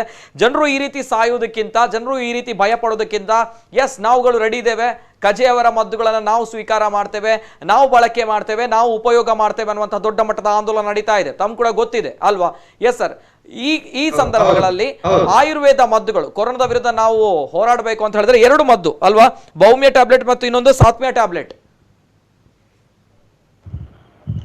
ಅದೇ ಔಷಧಿಗಳು ಏನ್ ಹೇಳಿದ್ದಾರೆ ನೋಡಿ, ಯಾವುದೇ ಆಯುರ್ವೇದ ಇರ್ಬೋದು ಅಥವಾ ಅಲೋಪತಿ ಇರ್ಬೋದು, ಈಗಿನ ಕಾಲಘಟ್ಟದಲ್ಲಿ ಯಾವುದೇ ಒಂದು ಔಷಧಿ ಕಂಪ್ಲೀಟ್ ಆಗಿ ಗುಣ ಮಾಡುವಂತದ್ದನ್ನು ಯಾವುದು ಕ್ಲೇಮ್ ಮಾಡ್ಲಿಕ್ಕೆ ಆಗುದಿಲ್ಲ. ಒಬ್ಬ ವೆಂಟಿಲೇಟರ್ಗೆ ಹೋದ ಮೇಲೆ ಅವನನ್ನು ಯಾರು ಪ್ರಾಣ ಉಳಿಸ್ತಾರೆ ಅದಕ್ಕೆ ನಾವು ಎಮರ್ಜೆನ್ಸಿ ಮೆಡಿಸಿನ್ ಅಂತ ಈಗ ಹೇಳ್ತಾರೆ ಈ ಕಾಲಘಟ್ಟದಲ್ಲಿ. ಬಟ್ ಯಾವುದೇ ಒಂದು ಕಾಯಿಲೆ ಬಂದಾಗ ಅದು ಕಾಂಪ್ಲಿಕೇಶನ್ ಬರದಾಗೆ ನೋಡ್ಕೊಳ್ಳೋದಕ್ಕೆ ನಾವು ಮೆಡಿಸಿನ್ ಅಂತ ಹೇಳ್ತೇವೆ. ಸೊ ಆ ಪರಿಸ್ಥಿತಿಯಲ್ಲಿ ಈ ತರ ಔಷಧಿಗಳನ್ನು ಕೊಟ್ಟರೆ ಖಂಡಿತವಾಗಿ ಆ ರೋಗವನ್ನು ಗುಣ ಮಾಡಲಿಕ್ಕೆ ಖಂಡಿತವಾಗಿ ಸಹಾಯ ಆಗುತ್ತೆ. ಅದರಲ್ಲಿ ಕಜೆಯವರು ಹೇಳಿದಂತಹ ಮೆಡಿಸಿನ್ ಇರ್ಬೋದು ಅಥವಾ ಬೇರೆ ನಮ್ಮ ಕ್ಲಾಸಿಕಲ್ ಮೆಡಿಸಿನ್, ಸಂಶಮನ ವಡ್ಡಿ, ಬೇರೆ ಬೇರೆ ಔಷಧಿಗಳಿದೆ. ಆ ಔಷಧಿಗಳು ತಗೊಂಡಾಗ ಖಂಡಿತವಾಗಿ ಆ ಪೇಷಂಟ್ಗೆ ಲಾಭ ಆಗ್ತದೆ. ಲಾಭ ಆಗ್ತದೆ ಅಂತ ಹೇಳಿದ ಮೇಲೆ ಅದನ್ನು ನಾವು ಇಂಪ್ಲಿಮೆಂಟ್ ಮಾಡಬೇಕು. ಇಂಪ್ಲಿಮೆಂಟ್ ಮಾಡಿದ ಮೇಲೆ ಅದರ ಪ್ರಯೋಜನ ಜನರಿಗೆ ಗೊತ್ತಾಗ್ತದೆ. ಸೊ ಇಂಪ್ಲಿಮೆಂಟ್ ಮಾಡ್ಲಿಕ್ಕೆ ಬಿಡದ ಪರಿಸ್ಥಿತಿ ಇದ್ದಾಗ ನಾವು ಏನು ಮಾಡ್ಲಿಕ್ಕೆ ಆಗುದು? ಈಗ ಏನು ಅಲೋಪತಿಯಲ್ಲಿ ಏನು ಔಷಧಿ ಹೇಳ್ತಾ ಇದ್ದಾರೆ ಖಂಡಿತವಾಗಿ ಒಳ್ಳೆಯದು. ಅದು ಪ್ರಿವೆಂಟ್, ಒಂದು ಮನುಷ್ಯನ ಜೀವನ ಉಳಿಸ್ತಾ ಇದೆ ಅಂದ್ರೆ ಖಂಡಿತವಾಗಿ ಅವನಿಗೆ ಔಷಧಿ ಯಾವುದೇ ಇರ್ಬೋದು, ಅದು ಅಲೋಪತಿ ಇರ್ಬೋದು, ಆಯುರ್ವೇದ ಇರ್ಬೋದು, ಹೋಮಿಯೋಪತಿ ಇರ್ಬೋದು, ಯಾವುದೇ ಎಂಡ್ ಆಫ್ ದ ಡೇ ನಮಗೆ ಮನುಷ್ಯನ ಜೀವ ಉಳಿಸಬೇಕು, ಅದು ಇಂಪಾರ್ಟೆಂಟ್ ಆಗಿರುತ್ತೆ. ಸೊ ಈ ಕಾಲಘಟ್ಟದಲ್ಲಿ ಖಂಡಿತವಾಗಿ ನಮಗೆ ಒಂದು ಆಯುರ್ವೇದದಲ್ಲಿ ಹೇಳಿದಂತಹ ಬೇರೆ ಬೇರೆ ಔಷಧಿಗಳನ್ನು ನಮಗೆ ರಿಸರ್ಚ್ ಮೂಲಕ ಅದನ್ನ ಕೊಟ್ಟು ಅದರಿಂದ ಬೆನಿಫಿಟ್ ಇದೆ ಅಂತ ತಿಳ್ಕೊಂಡ ಮೇಲೆ ಅವ್ರು ಕೊಡ್ಲಿ, ಪರವಾಗಿಲ್ಲ, ಬಟ್ ಅದನ್ನ ಒಂದು ಮಾಡ್ಲಿಕ್ಕೆ ಒಂದು ಚಾನ್ಸ್ ಕೊಡ್ಬೇಕಲ್ಲ ಅವರು. ಕರೆಕ್ಟ್ ಸರ್, ಕರೆಕ್ಟ್ ನಿಜವಾಗ್ಲೂ ಕೂಡ. ಎಸ್, ಇನ್ನೊಂದು ಕರೆ ಇದೆ. ಹಲೋ ಸರ್, ನಮಸ್ತೆ. ಈಗ ಓವರ್ ಆಲ್ ನೋಡುವಾಗ ಬರ್ತೇನೆ ಸರ್, ಒಂದು ಕರೆ ಇದೆ. ಹೇಳಿ ಸರ್, ತಮ್ಮ ಪ್ರಶ್ನೆ, ಎಲ್ಲಿಂದ ಕರೆ ಮಾಡ್ತಾ ಇದ್ದೀರಾ? ದಾಮೋದರ್, ನಮಸ್ತೆ, ವಾಮಂಜೂರಿಂದ. ನಮಸ್ತೆ ಸರ್, ತಮ್ಮ ಪ್ರಶ್ನೆ. ಈ ರಾಜಕೀಯದವರಿಗೂ ಮತ್ತೆ ಈ ಕಾನೂನು ಪಾಲನೆ ಮಾಡ್ತಾರಲ್ಲ ಅವರಿಗೂ ಇದರಲ್ಲಿ ಸಂಬಂಧ ಇದೆ. ಈ ಕೊರೋನಾ ಬಂದಿದ್ದರಿಂದ ಎಲ್ಲರಿಗೂ ಇದರಲ್ಲಿ ಲಾಭ ಇದೆ. ಅದಕ್ಕೆ ಬೇಕಾಗಿ ಎಲ್ಲ ನಾನು ಹಾವನ್ನು ಒಡೆದಾಗಿ ಮಾಡ್ತೀನಿ, ನೀನು ಅಳುವಾಗಿ ಮಾಡು ಅಂತ ಹೇಳ್ತಾ ಇದೆ. ಓಕೆ, ಸರಿ ಸರ್, ಥ್ಯಾಂಕ್ ಯು. ಎಸ್, ಇದು ಗಂಗಾಧರ್ ಅವರು ಕರೆ ಮಾಡಿದ್ರು. ಎಸ್ ಸರ್, ಅದೇ ನಮ್ಮ ರಾಜಕೀಯ ವ್ಯವಸ್ಥೆಯ ಬಗ್ಗೆ ಅವರು ಹೇಳ್ತಾ ಇರುವಂತದ್ದು. ಅಂದ್ರೆ ಈ ಸಂದರ್ಭ ಜನಸಾಮಾನ್ಯನಿಗೆ ಬೇಕಾಗಿದೆ ಈ ಒಂದು ಮದ್ದು. ಎಷ್ಟು ಎಫೆಕ್ಟಿವ್ ಸರ್ ಬೌಮಿಯಾ ಟ್ಯಾಬ್ಲೆಟ್ ಮತ್ತು ಸಾತ್ಮೆ ಟ್ಯಾಬ್ಲೆಟ್ ಅನ್ನುವಂಥದ್ದು? ಯಾವ ರೀತಿ ಹೋರಾಟ ಮಾಡುತ್ತೆ? If for any example for this? ಖಂಡಿತವಾಗಿ ಹೇಳ್ಬೇಕಾದ್ರೆ ಅದರ ಎಫೆಕ್ಟ್ ಎಷ್ಟಿದೆ ಅಂತ ಹೇಳಿ ಅವರಿಗೆ ಗೊತ್ತಿರ್ತದೆ, ಅವರು ರಿಸರ್ಚ್ ಮಾಡಿರ್ತಾರೆ. ಅದರ ಎಫಿಕಸಿ ಎಷ್ಟಿದೆ ಅಂತ ಖಂಡಿತವಾಗಿ ಕಜೆಯವರೇ ಹೇಳ್ಬೇಕು. ಬಿಕಾಸ್ ಅವರೊಂದು ಅದರ ಬಗ್ಗೆ ರಿಸರ್ಚ್ ಮಾಡಿದ್ದಾರೆ, ಅದಕ್ಕೆ ಏನು ಎಫೆಕ್ಟ್ ತೋರಿಸ್ತಾ ಇದೆ ಅಂತ ಅವ್ರ ಹತ್ರ ಅದು ಅದರ ಓವರ್ ಆಲ್ ಡೀಟೇಲ್ಸ್ ಇರ್ತದೆ. ಖಂಡಿತವಾಗಿ ಅವ್ರ ಹತ್ರ ಕೇಳಿದ್ರೆ ಅದು ಅಷ್ಟು ಪೇಷಂಟ್ ಗೆ ಯೂಸ್ ಆಗಿದೆ ಅಂತ ಹೇಳಿದ್ಮೇಲೆ ಖಂಡಿತವಾಗಿ ಬೇರೆ ಪೇಷಂಟ್ ಗೆ ಯೂಸ್ ಆಗ್ಬಹುದು. ಬಟ್ ನಾನು ಅದೇ ಹೇಳ್ತಾ ಇರೋದು, ಯಾವುದೇ ಮೆಡಿಸಿನ್ ಇರ್ಬೋದು ಅದನ್ನು ಪ್ರೋಟೋಕಾಲ್ ಅಂಡರ್ ಅಲ್ಲಿ ಹಾಕ್ಬೇಕು. ಯಾವುದೇ, ಈಗ ನಮಗೆ ಸಹ ಅಷ್ಟೇ, ನಾವು ಪ್ರತಿ ದಿವಸ 4 ಗಂಟೆಗೆ ನಾವು ರಿಪೋರ್ಟ್ ಕಳಿಸ್ಬೇಕು. ನಮ್ಮಲ್ಲಿ ಎಷ್ಟು ಜನ ILA ಅಂದ್ರೆ ಸಿಂಪ್ಟಮ್ ಹಿಡ್ಕೊಂಡು ಬಂದಿದ್ದಾರೆ, ಇದನ್ನ ಹಿಡ್ಕೊಂಡು ಬಂದಿದ್ದಾರೆ ಅಂತ ಹೇಳ್ಕೊಂಡು ನಾವು ಡಿಸ್ಟ್ರಿಕ್ಟ್ ಅಥಾರಿಟಿಗೆ ನಾವು ರಿಪೋರ್ಟ್ ಮಾಡ್ಬೇಕು, ಇಷ್ಟು ಜನ ಬಂದಿದ್ದಾರೆ ಅಂತ ಹೇಳಿ. ನಾವು ಒಂದು ರಿಪೋರ್ಟ್ ಮಾಡುವಂತ ಸ್ಟೇಜ್ ಅಲ್ಲಿ ಇದ್ದೇವೆ, ನಾವು ಟ್ರೀಟ್ಮೆಂಟ್ ಮಾಡುವಂತ ಸ್ಟೇಜ್ ಅಲ್ಲಿ ಇಲ್ಲ. ಸೊ ಟ್ರೀಟ್ಮೆಂಟ್ ಮಾಡ್ಲಿಕ್ಕೆ ನಮಗೆ ಯಾಕೆ ಚಾನ್ಸ್ ಕೊಡ್ತಾ ಇಲ್ಲ? ಅಥವಾ ನಮ್ಮ ಪ್ರೋಟೋಕಾಲ್, ಅಥವಾ ನಾವು ಯಾವತ್ತೂ ಅಷ್ಟೇ ಯಾವುದೋ ಒಂದು ಲಕ್ಷಣ ಹಿಡ್ಕೊಂಡು ಬಂದಾಗ ನಾವು ಟ್ರೀಟ್ಮೆಂಟ್ ಮಾಡೋದಿಲ್ಲ. ನಮಗೆ ಟ್ರೀಟ್ಮೆಂಟ್ ಮಾಡುವಂತ ಅಧಿಕಾರ ಇಲ್ಲ ನಮ್ಮ ಹಾಸ್ಪಿಟಲ್ ಅಥವಾ ಕ್ಲಿನಿಕ್ ಅಲ್ಲಿ. ಯಾವತ್ತೂ ಅಷ್ಟೇ ಅದೊಂದು ಪ್ರೋಟೋಕಾಲ್ ಪ್ರಕಾರ ನಾವು ಪಾಲನೆ ಮಾಡಲೇಬೇಕು. That is our duty because of the pandemic. But ಆ ಪ್ರೋಟೋಕಾಲ್ ಅಲ್ಲಿ ನಮ್ಮ ಆಯುರ್ವೇದ ಔಷಧಿ, ಅದು ಕಜೇವರ ಮೆಡಿಸಿನ್ ಇರ್ಬೋದು ಅಥವಾ ಕ್ಲಾಸಿಕಲ್ ಅಲ್ಲಿ ಹೇಳಿದಂತ ಬೇರೆ ಬೇರೆ ಔಷಧಿಗಳು ಇರ್ಬೋದು, ಅದನ್ನ ಇಂಪ್ಲಿಮೆಂಟ್ ಮಾಡುದು ಗವರ್ಮೆಂಟ್ ಇದು ಡ್ಯೂಟಿ. ಬಿಕಾಸ್ ಗವರ್ಮೆಂಟ್ ಹೇಳಿದ್ರೆ ನಮ್ಮ ಕೋವಿಡ್ ಸೆಂಟರ್ ಅಲ್ಲಿ ಸಹ ನಮಗೆ ಈ ಔಷಧಿಯನ್ನು ಕೊಡುವಂತ ಒಂದು ರೈಟ್ಸ್ ಇರ್ತದೆ. ನಾವೇ ಕೊಡುವಂತದ್ದು ಖಂಡಿತವಾಗಿ ತಪ್ಪಾಗಿರ್ತದೆ. ಸೊ ನನ್ನ ಕಳಕಳಿಯ ವಿನಂತಿ ಏನಂದ್ರೆ, ಗವರ್ಮೆಂಟ್ ಇರ್ಬೋದು, ಸ್ಟೇಟ್ ಗವರ್ಮೆಂಟ್ ಇರ್ಬೋದು ಅಥವಾ ಸೆಂಟ್ರಲ್ ಗವರ್ಮೆಂಟ್ ಇರ್ಬೋದು, ಅವರು ಏನು ಕೋವಿಡ್ ಟ್ರೀಟ್ಮೆಂಟ್ ಏನು ಪ್ರೋಟೋಕಾಲ್ ಒಂದು ಗೈಡ್ ಲೈನ್ ಕೊಟ್ಟಿದ್ದಾರೆ, ಅದರಲ್ಲಿ ಒಂದು ಗೈಡ್ ಲೈನ್ಸ್ ಆಯುರ್ವೇದದಲ್ಲಿ ಹೇಳಿದ ಅಂದ್ರೆ ಮೈಲ್ಡ್ ಸಿಂಪ್ಟಮ್ಸ್ ಇರ್ಬೋದು ಅಥವಾ ತುಂಬಾ ಸಿಂಪ್ಟಮ್ಸ್ ಕಮ್ಮಿ ಅಂತ ಕೇಸ್ಗಳಿಗೆ ಆಯುರ್ವೇದ ಮೆಡಿಸಿನ್ ಕೊಡೋದು ತುಂಬಾ ಒಳ್ಳೇದು. ಕೊಡೋದ್ರಿಂದ ಖಂಡಿತವಾಗಿ ಪೇಷಂಟ್ಗೂ ಲಾಭ ಆಗ್ತದೆ. ಅದನ್ನು ಇಂಪ್ಲಿಮೆಂಟ್ ಮಾಡೋದು ತುಂಬಾ ಇಂಪಾರ್ಟೆಂಟ್ ಈ ಕಾಲಘಟ್ಟದಲ್ಲಿ. ಓಕೆ, ತಾವು ಮನವಿಯನ್ನ ಕೊಡ್ತಾ ಇದ್ದೀರಾ? ಯಾವುದೇ ಅಲೋಪತಿ, ಯಾವುದೇ ಮೆಡಿಸಿನ್ ಇರ್ಬೋದು, ಒಂದು ಜೀವವನ್ನು ಉಳಿಸುವಂತ ಒಂದು ಮೆಡಿಸಿನ್ ಇನ್ನೂ ಬರ್ಲಿಲ್ಲ. ಈಗ ಅಲೋಪತಿ ಮೆಡಿಸಿನ್ ಇರ್ಬೋದು, ಆಯುರ್ವೇದ ಮೆಡಿಸಿನ್ ಇರ್ಬೋದು, ಈಗ ಒಂದು ಜೀವವನ್ನು ಉಳಿಸುವಂತಹ ಒಂದು ಮೆಡಿಸಿನ್ ಬರ್ಲಿಲ್ಲ. ಸೊ ಆ ಕಾಲಘಟ್ಟದಲ್ಲಿ ಆಯುರ್ವೇದ ಇರ್ಬೋದು, ಅಲೋಪತಿ ಇರ್ಬೋದು, ಅದು ಯಾವುದೇ ಇರ್ಬೋದು, ಯಾವುದು ಒಂದು ಪೇಷಂಟ್ ಗೆ ಹೆಲ್ಪ್ ಆಗ್ತದೆ ಅದನ್ನು ಇಂಪ್ಲಿಮೆಂಟ್ ಮಾಡ್ಲಿಕ್ಕೆ ಸರ್ಕಾರ ಚಾನ್ಸ್ ಕೊಟ್ರೆ ತುಂಬಾ ಒಳ್ಳೇದು. ಓಕೆ, ರೈಟ್ ಸರ್, ತಮ್ಮ ಮನವಿಯನ್ನ ತಾವು ಹೇಳ್ತಾ ಇದ್ದೀರಾ. ಆದ್ರೆ ಜನಸಾಮಾನ್ಯ ನೇರವಾಗಿ ಹೇಳ್ತಾ ಇದ್ದೇನೆ, ನಮ್ಗೆ ಈ ಸಂದರ್ಭಗಳಲ್ಲಿ ನಾವು ಬದುಕಬೇಕು, ಈ ಒಂದು ಕೊರೋನಾದಿಂದ ಮುಕ್ತಿ ಪಡಿಬೇಕು, ಅಥವಾ ಸ್ವಲ್ಪ ಮಟ್ಟಿನಲ್ಲಿ ಹೋರಾಟ ಮಾಡ್ಲಿಕ್ಕೆ ಶಕ್ತಿ ಬೇಕು ಅನ್ನುವಂಥದ್ದು, ಅಂದ್ರೆ ಆಯುರ್ವೇದ ಬೇಕು ಅನ್ನುವಂತಹ ಮೈಂಡ್ ಸೆಟ್ ನಲ್ಲಿ ಜನಸಾಮಾನ್ಯ ಇದ್ದಾನೆ. ಇಫ್ ದರ್ ಇಸ್ ಎನಿವನ್, ಅಂದ್ರೆ ನೇರವಾಗಿ ಈ ಸಂದರ್ಭ ಒಂದು ಮೆಡಿಕಲ್ಗೆ ಹೋದ್ರೆ ಅಥವಾ ಆಯುರ್ವೇದ ಮೆಡಿಕಲ್ಗೆ ಹೋದ್ರೆ ಆಯುರ್ವೇದದ ಮದ್ದುಗಳು ಸಿಗುತ್ತಾ? ಕೊರೋನಾದ ವಿರುದ್ಧ ಹೋರಾಟ ಮಾಡ್ಲಿಕ್ಕೆ ಗಿರಿಧರ್ ಕಜೆಯವರ ಮದ್ದು ಇದೆ, ತಾವು ಹೇಳಿದಂತ ಆಯುಷ್ ಕ್ವಾತ ಇದೆ, ತಾವು ಹೇಳಿದಂತ ಚಮನ್ ಫ್ರೆಶ್ ಇದೆ, ಇದೆಲ್ಲ ಸಿಗ್ಬೋದಾ ಸರ್? ಸಿಗುತ್ತಾ ಹೇಗೆ? ಅಥವಾ ಗವರ್ಮೆಂಟ್ ಇದನ್ನೇ ರಿಲೀಸ್ ಮಾಡ್ಬೇಕಾ? ಈ ರೀತಿಯ ಪ್ರಕರಣಗಳು ಇದೆಯಾ ಹೇಗೆ?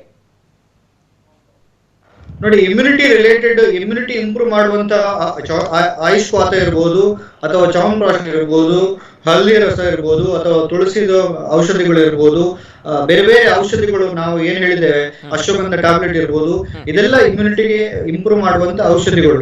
ಇದನ್ನು ಖಂಡಿತವಾಗಿ ಯಾರು ಬೇಕಾದ್ರೂ ತಗೊಳ್ಬಹುದು. ನಮ್ಮ ಮೆಡಿಕಲ್ ಅಲ್ಲಿ ಸಿಗ್ತದೆ ಅಥವಾ ಹಾಸ್ಪಿಟಲ್ ಸಿಗ್ತದೆ, ಎಲ್ಲ ಕಡೆ ನಮಗೆ ಕೊಡುವಂತ ಒಂದು ನಾವು ಕೊಡಬಹುದು ಪೇಷಂಟ್ ಗೆ. ಸರ್, ವಾಟ್ ಅಬೌಟ್ ಕಜೆ ಅವರ ಮದ್ದು ಸರ್?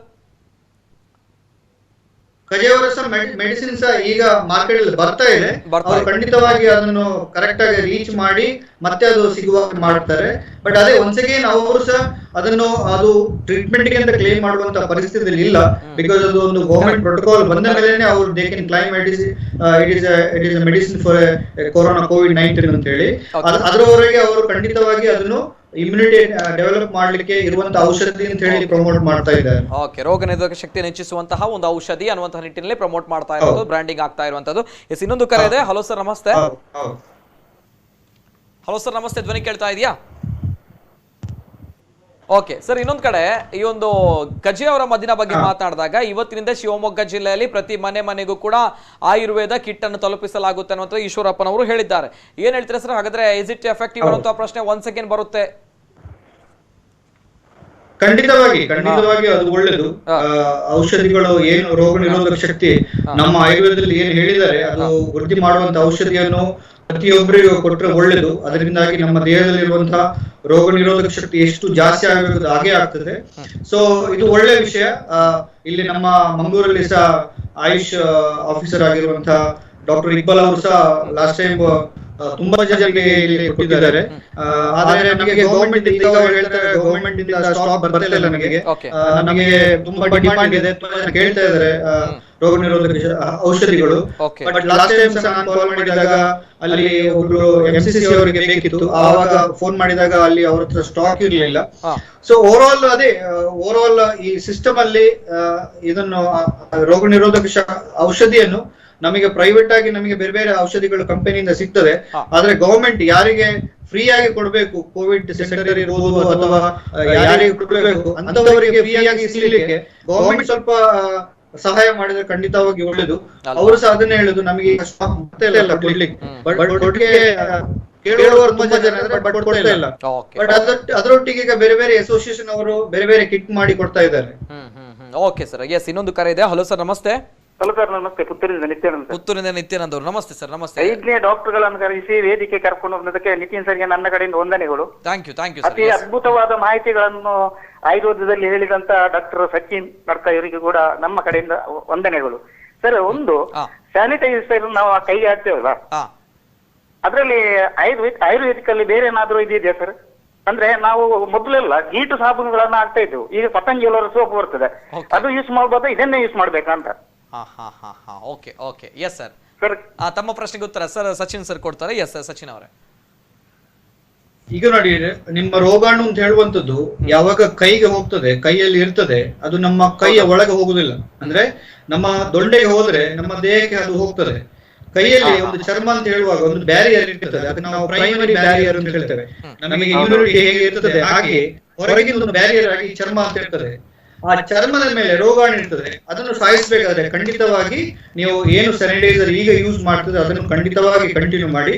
ಅದಕ್ಕೆ ಬೇರೆ ಯುಕ್ತವಾಗಿರುವಂತದ್ದು ಅಥವಾ ಆಡ್ ಆಗಿರುವಂತಹ ನೀಮ್ ಅಥವಾ ಬೇರೆ ಬೇರೆ ಆಡ್ ಆಗಿರುವಂತದ್ದು ತಗೊಳ್ಬಹುದು. ಬಟ್ ಈಗ ಏನು ನಿಮಗೆ ಅಥೆಂಟಿಕ್ ಆಗಿ ಸಿಗ್ತದೆ ಅದನ್ನು ಖಂಡಿತವಾಗಿ ನೀವು ಮಾಡ್ಲೇಬೇಕಾಗ್ತದೆ. ಅದರೊಟ್ಟಿಗೆ ನಾವು ಜನಗಳಿಗೆ ಮುಖ್ಯವಾಗಿ ಹೇಳುವಂತದ್ದು ಮಾಸ್ಕ್ ಹಾಕುವಂತದ್ದು, ನಾವು ಅದನ್ನು ಅವೇರ್ನೆಸ್ ಮಾಡ್ಲೇಬೇಕು. ಬಿಕಾಸ್ ಯಾವತ್ತೂ ಅಷ್ಟು ಈ ಕೋವಿಡ್ ಅಂತ ಹೇಳುವಂತದ್ದು ರೆಸ್ಪಿರೇಟರಿ ರಿಲೇಟೆಡ್ ಕಾಯಿಲೆ ಆಗಿರುವಾಗ ಅದು ಮುಖ್ಯವಾಗಿ ನಮಗೆ ನಮ್ಮ ಡ್ರಾಪ್ಲೆಟ್ ಇಂದ ಸ್ಪ್ರೆಡ್ ಆಗ್ತಾ ಇರ್ತದೆ. ಸೊ ನಾವು ಮಾಸ್ಕ್ ಹಾಕ್ಲೇಬೇಕು. ಮುಖ್ಯವಾಗಿ ನಿಮ್ಮ ಎದುರುಗಡೆ ಇರುವಂತ ಮನುಷ್ಯನನ್ನು ನೀವು ಮಾಸ್ಕ್ ಹಾಕುವಾಗೆ ಮಾಡಿದರೆ ಖಂಡಿತವಾಗಿ ಈ ರೋಗವನ್ನು ನಾವು ಕಂಟ್ರೋಲ್ ಮಾಡ್ಲಿಕ್ಕೆ ತುಂಬಾ ಸಾಧ್ಯ ಆಗ್ತದೆ. ನಾವು ಹಾಕುದು ಖಂಡಿತವಾಗಿ ಇಂಪಾರ್ಟೆಂಟ್. ಅದರೊಟ್ಟಿಗೆ ನಮ್ಮ ಯಾವಾಗ ಎದುರುಗಡೆ ಇರುವಂತಹ ಮಾಸ್ಕ್ ಹಾಕ್ತಾನೆ ಆವಾಗ ನಾವು ಸೇಫ್ ಆಗಿರ್ತೇವೆ, ನಮ್ಮ ಸುತ್ತ ಇರುವವರು ಸೇಫ್ ಆಗಿರ್ತೇವೆ. ಯಾವಾಗ ನಾವು ಮಾಸ್ಕ್ ಹಾಕುದಿಲ್ಲ, ನಮ್ಮ ಕೈ ಎಲ್ಲೆಲ್ಲ ಮುಟ್ತೇವೆ ಆವಾಗ ನಮ್ಮ ಕೈ ಬಾಯಿಗೆ ಹೋಗ್ಬೋದು ಅಥವಾ ಮೂಗಿಗೆ ಹೋಗ್ಬೋದು.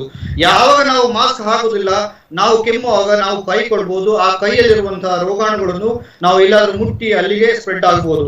ಬಟ್ ಯಾವಾಗ ನಾವು ಕಂಟಿನ್ಯೂಸ್ ಆಗಿ ಮಾಸ್ಕ್ ಹಾಕ್ತೇವೆ ಆವಾಗ ಯಾವುದೇ ಕಾರಣಕ್ಕೂ ರೋಗಾಣು ನಮ್ಮ ದೇಹದಿಂದ ಅಥವಾ ಹೊರಗೆ ಗಾಳಿಗೆ ಇರ್ಬೋದು ಯಾವುದೇ ಹೋಗ್ಲಿಕ್ಕೆ ಚಾನ್ಸ್ ಇರೋದಿಲ್ಲ.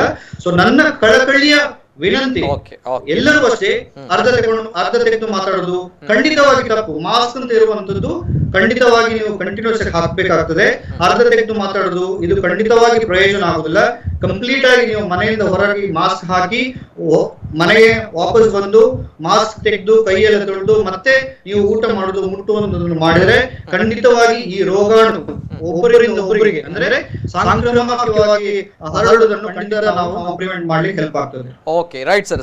ಇದೇ ರೀತಿ ಆಹಾರ ಪದ್ಧತಿಯ ಬಗ್ಗೆ ತಾವಾಗ್ಲೇ ಹೇಳ್ತಾ ಇದ್ರಿ ಸರ್, ಈಗಿನ ಕಾಲದ ಘಟ್ಟದಲ್ಲಿ ಆಹಾರ ಪದ್ಧತಿಯನ್ನು ವೆರಿ ಇಂಪಾರ್ಟೆಂಟ್, ಆದ್ರೆ ಯಾರು ಕೂಡ ಪಾಲನೆ ಮಾಡ್ತಾ ಇಲ್ಲ ಅನ್ನುವಂಥದ್ದು. ಅಂಡ್ ಈಗ ಎಲ್ಲರೂ ಕೂಡ ಅನ್ಫಾರ್ಚುನೇಟ್ಲಿ ಮನೇಲಿದ್ದಾರೆ. ಸೊ ಆಹಾರ ಪದ್ಧತಿಗಳನ್ನು ಈ ಸಂದರ್ಭ ಅವರು ಕರೆಕ್ಟ್ ಆಗಿ ಪಾಲನೆ ಮಾಡಬಹುದು ತಮ್ಮ ಮಾತುಗಳ ಪ್ರಕಾರ.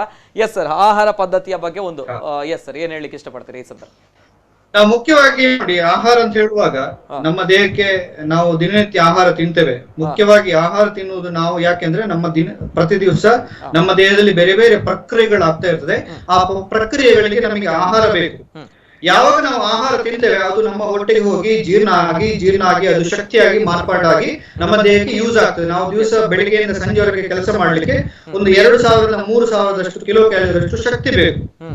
ಯಾರು ತುಂಬಾ ಲೇಜಿ ಆಗಿರ್ತಾರೆ ಅವರು ಜಾಸ್ತಿ ಊಟ ಮಾಡಿದ್ರೆ end of the day it will convert into fat and deposit, ಅದು ಕೊಬ್ಬಾಗಿ ಪರಿವರ್ತನೆ ಆಗ್ತಾ ಹೋಗ್ತದೆ. ಬಟ್ ಯಾವಾಗ ನಾವು ಒಳ್ಳೆ ಪೋಷಕಾಂಶ ಯುಕ್ತವಾಗಿರುವಂತ ಆಹಾರ ತಿಂತೇವೆ, ಮುಖ್ಯವಾಗಿ ನಮ್ಮ ಪ್ಲೇಟ್ ಅಲ್ಲಿ ತುಂಬಾ ತರಕಾರಿ ಇರ್ಬೋದು, ಪಲ್ಯ ಇರ್ಬೋದು, ಅಥವಾ ಮಜ್ಜಿಗೆ ಇರ್ಬೋದು, ಹಾಲು ಇರ್ಬೋದು, ಅಥವಾ ಇತರ ಪೋಷಕಾಂಶ ಯುಕ್ತವಾಗಿರುವಂತಹ ಆಹಾರ ತಿಂತೇವೆ, ಇದು ನಮಗೆ ಮುಖ್ಯವಾಗಿ ವಿಟಮಿನ್ಸ್ ಇರ್ಬೋದು, ಮಿನರಲ್ಸ್ ಇರ್ಬೋದು, ಅದಕ್ಕೆ ಖನಿಜ ಸತ್ವ ಅಂತ ಹೇಳ್ತೇವೆ, ಮತ್ತೆ ಪ್ರೋಟೀನ್ ಅಂತ ಹೇಳುವಂಥದ್ದು ಸಿಗ್ತದೆ.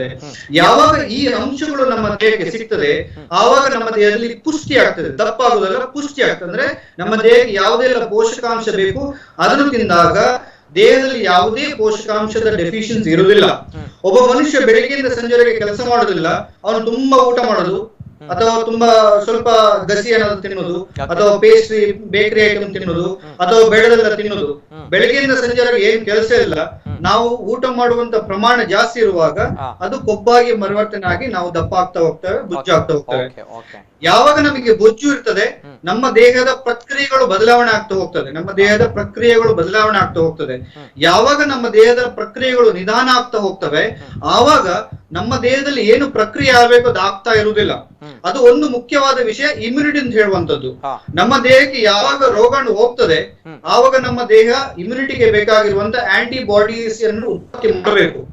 ಆ ಉತ್ಪತ್ತಿ ಮಾಡುವಂತ ಪ್ರಕ್ರಿಯೆ ನಾವು ಮಾಡೋದಿಲ್ಲ, ನಮ್ಮ ದೇಹ ಮಾಡೋದು. ನಮ್ಮ ದೇಹದಲ್ಲಿ ಚೆನ್ನಾಗಿ ಆಗ್ತಾ ಇರಬೇಕಾದ್ರೆ ನಮಗೆ ಪೋಷಕಾಂಶಗಳು ಬೇಕು. ಅದಕ್ಕೆ ನಾವು ವಿಟಮಿನ್ ಸಿ ಅಂತ ಹೇಳ್ತೇವೆ, ಜಿಂಕ್ ಅಂತ ಹೇಳ್ತೇವೆ. ಇದೆಲ್ಲ ಪೋಷಕಾಂಶ ಇದ್ದಾಗ ನಮ್ಮ ದೇಹದ ಇಮ್ಯುನಿಟಿ ಚೆನ್ನಾಗಿರ್ತದೆ. ಅದರೊಟ್ಟಿಗೆ ನಮ್ಮ ಪ್ರೋಟೀನ್ ಅಂತ ಹೇಳುವಂಥದ್ದು ತುಂಬಾ ಇಂಪಾರ್ಟೆಂಟ್ ಆಗಿರುತ್ತೆ. ಅದು ಕಾಳುಗಳು ಇರ್ಬೋದು, ಎಗ್ ವೈಟ್ ಇರ್ಬೋದು, ಸ್ವಲ್ಪ ಮಾಂಸ ಇರ್ಬೋದು, ಹಾಲು ಇರ್ಬೋದು, ಇದರಲ್ಲೆಲ್ಲ ಒಳ್ಳೆ ಪೋಷಕಾಂಶ ಯುಕ್ತವಾಗಿರುವಂತ ಪ್ರೋಟೀನ್ ಇರ್ತದೆ. ಇದನ್ನು ನಮ್ಮ ಪ್ಲೇಟ್ ಅಲ್ಲಿ ನಾವು ಪ್ರತಿ ದಿವಸ ಯೂಸ್ ಮಾಡ್ಲೇಬೇಕಾಗ್ತದೆ. ಆದ್ರೆ ಅದರೊಟ್ಟಿಗೆ ತಿನ್ನುವಂತಹ ಬೇಕರಿ ಐಟಮ್ ಇರ್ಬೋದು ಅಥವಾ ಬೇರೆ ಬೇರೆ ಬೇಡದ ಅಂಶಗಳನ್ನು ತಿಂದಾಗ ನಮ್ಮ ದೇಹದಲ್ಲಿ ಬದಲಾವಣೆಗಳಾಗಿ ನಮ್ಮ ದೇಹದಲ್ಲಿ ಏನು ಒಳ್ಳೆಯ ಪ್ರಕ್ರಿಯೆಗಳು ಆಗ್ಬೇಕು ಅದು ಆಗದಾಗ ನಮಗೆ ಬೇರೆ ಬೇರೆ ಕಾಯಿಲೆಗಳು ಬರ್ತದೆ. ಮುಖ್ಯವಾಗಿ ಇಲ್ಲಿ ನೋಡುವಾಗ ಈ ಕಾಲಘಟ್ಟದಲ್ಲಿ ನೋಡುವಾಗ ನಮ್ಮ ದೇಹಕ್ಕೆ ವಿಟಮಿನ್ ಸಿ ಹೇಳುವಂಥದ್ದು ತುಂಬಾ ಒಳ್ಳೆಯದು. ಅದಕ್ಕೆ ನಾವು ಬೇಕಾಗಿರುವಂತಹ ಆಮ್ಲ ಅಥವಾ ನೆಲ್ಲಿಕಾಯಿ ಇರ್ಬೋದು ಅಥವಾ ಪೇರಳೆ ಹಣ್ಣು ಇರ್ಬೋದು, ಕ್ಯಾಬೇಜ್ ಇರ್ಬೋದು, ಅಥವಾ ಸೊಪ್ಪು ಅಮೆರಾಂತ ಸೊಪ್ಪು ಇರ್ಬೋದು, ಲೈಮ್ ನ ಜ್ಯೂಸ್ ಇರ್ಬೋದು, ಕಾಲಿಫ್ಲವರ್ ಇರ್ಬೋದು, ಅಥವಾ ಆರೆಂಜ್ ಟೊಮೆಟೊ ಇರ್ಬೋದು, ಇದರಲ್ಲೆಲ್ಲ ತುಂಬಾ ವಿಟಮಿನ್ ಸಿ ಇರ್ತದೆ. ವಿಟಮಿನ್ ಡಿ ಬೇಕು ನಮಗೆ, ಸ್ವಲ್ಪ ಹೊತ್ತು ಬಿಸಿಲಿಗೆ ಹೊರಗೆ ನಿಲ್ಲುವಂಥದ್ದು ಇರ್ಬೋದು, ಅಥವಾ ಎಗ್ ವೈಟ್ ತಿನ್ನುವಂಥದ್ದು ಇರ್ಬೋದು, ಅಥವಾ ನಾವು ಬಂಗುಡೆ ಅಂತ ಹೇಳ್ತೇವೆ ನಮ್ಮ ಇಲ್ಲಿ ಸಿಗುವಂತದ್ದು, ಅದರಲ್ಲಿ ಸಹ ವಿಟಮಿನ್ ಡಿ ಇರ್ತದೆ. ಸೊ ಇದೆಲ್ಲ ತಿನ್ನೋದ್ರಿಂದ ಬೂತಾಯಿ ಅಂತ ಹೇಳುವುದರಲ್ಲಿ ವಿಟಮಿನ್ ಡಿ ಇರ್ತದೆ. ಇದೆಲ್ಲ ತಿನ್ನೋದ್ರಿಂದ ನಮಗೆ ನ್ಯಾಚುರಲ್ ಆಗಿ ನಮಗೆ ವಿಟಮಿನ್ ಡಿ ಸಿಗ್ತದೆ. ಸೊ ಹೀಗೆ ಮಾಡ್ಕೊಂಡು ಅದರೊಟ್ಟಿಗೆ ಒಳ್ಳೆ ಎಕ್ಸಸೈಸ್, ಒಳ್ಳೆ ನಿದ್ದೆ ಅಥವಾ ಯೋಗ ಪ್ರಾಣಾಯಾಮ ಇದೆಲ್ಲ ಮಾಡ್ತಾ ಹೋದ್ರೆ ಖಂಡಿತವಾಗಿ ನಿಮಗೆ ರೋಗ ನಿರೋಧಕ ಶಕ್ತಿ ವೃದ್ಧಿ ಆಗಲಿಕ್ಕೆ ಹೆಲ್ಪ್ ಆಗ್ತದೆ. Okay, very beautiful explained sir. ಈ ಸಂದರ್ಭಗಳಲ್ಲಿ ಪ್ರತಿಯೊಬ್ಬರಿಗೂ ಕೂಡ ಬೇಕಾಗಿರುವಂಥದ್ದು ಇಂತಹ ಒಂದು ಆಹಾರ ಪದ್ಧತಿ, ಅದೇ ರೀತಿ ರೋಗ ನಿರೋಧಕ ಶಕ್ತಿಯನ್ನ ವೃದ್ಧಿ ಮಾಡ್ಬೇಕಂತ ಹೇಳಿದ್ರೆ ಜೊತೆಗೆ ಯೋಗ ವ್ಯಾಯಾಮ ಮಾಡ್ಕೊಳ್ಬೇಕು ಅನ್ನೋಂಥದ್ದು. ಅಂಡ್ ಊಟದ ಸಿಸ್ಟಮ್ ಅನ್ನುವಂಥದ್ದು ವೆರಿ ಶಿಸ್ತುಬದ್ಧವಾಗಿರಬೇಕು. ಆವಾಗ ಮಾತ್ರ ನಾವು ಯಾವುದೇ ರೀತಿ ಇಂಥ ರೋಗ ಲಕ್ಷಣಗಳ ವಿರುದ್ಧ ಹೋರಾಟ ಮಾಡಬಹುದು. ಅಂಡ್ ಕೊನೆಯದಾಗಿ ಒಂದು ಕರೆ ಸ್ವೀಕಾರ ಮಾಡ್ತೇನೆ. ಹಲೋ ಸರ್, ನಮಸ್ತೆ. ಹಲೋ ಸರ್, ನಮಸ್ತೆ ಮೇಡಮ್. ನಮಸ್ತೆ. ನಮಸ್ತೆ ಮೇಡಮ್, ತಮ್ಮ ಹೆಸರು, ಎಲ್ಲಿಂದ ಕರೆ ಮಾಡ್ತಾ ಇದ್ದೀರಾ? ನಾನ್ ಮುಲ್ಕಿಯಿಂದ ಕರೆ ಮಾಡುದು, ಐರಿನ್ ಅಂತ. ಮುಲ್ಕಿಯಿಂದ ಐರಿನ್ ಅವರು. ನಮಸ್ತೆ ಮೇಡಮ್. ನಮಸ್ತೆ.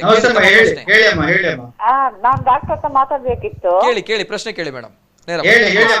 ಕೊರೋನಾದ ಬಗ್ಗೆ ಸ್ವಲ್ಪ ಕೇಳ್ಬೇಕಿತ್ತು ಅವ್ರ ಹತ್ರ, ಯಾವ ಮದ್ದು ಯೂಸ್ ಮಾಡ್ಬೇಕಂತ. ಯಾವುದಕ್ಕೆ ಮೇಡಮ್? ಕೊರೋನಾದ ಬಗ್ಗೆ ಮಾತಾಡ್ಬೇಕಿತ್ತು ನಿಮ್ಮ ಹತ್ರ, ಯಾವ ಮದ್ದು ಯೂಸ್ ಮಾಡಬಹುದು, ಮನೆ ಮದ್ದು?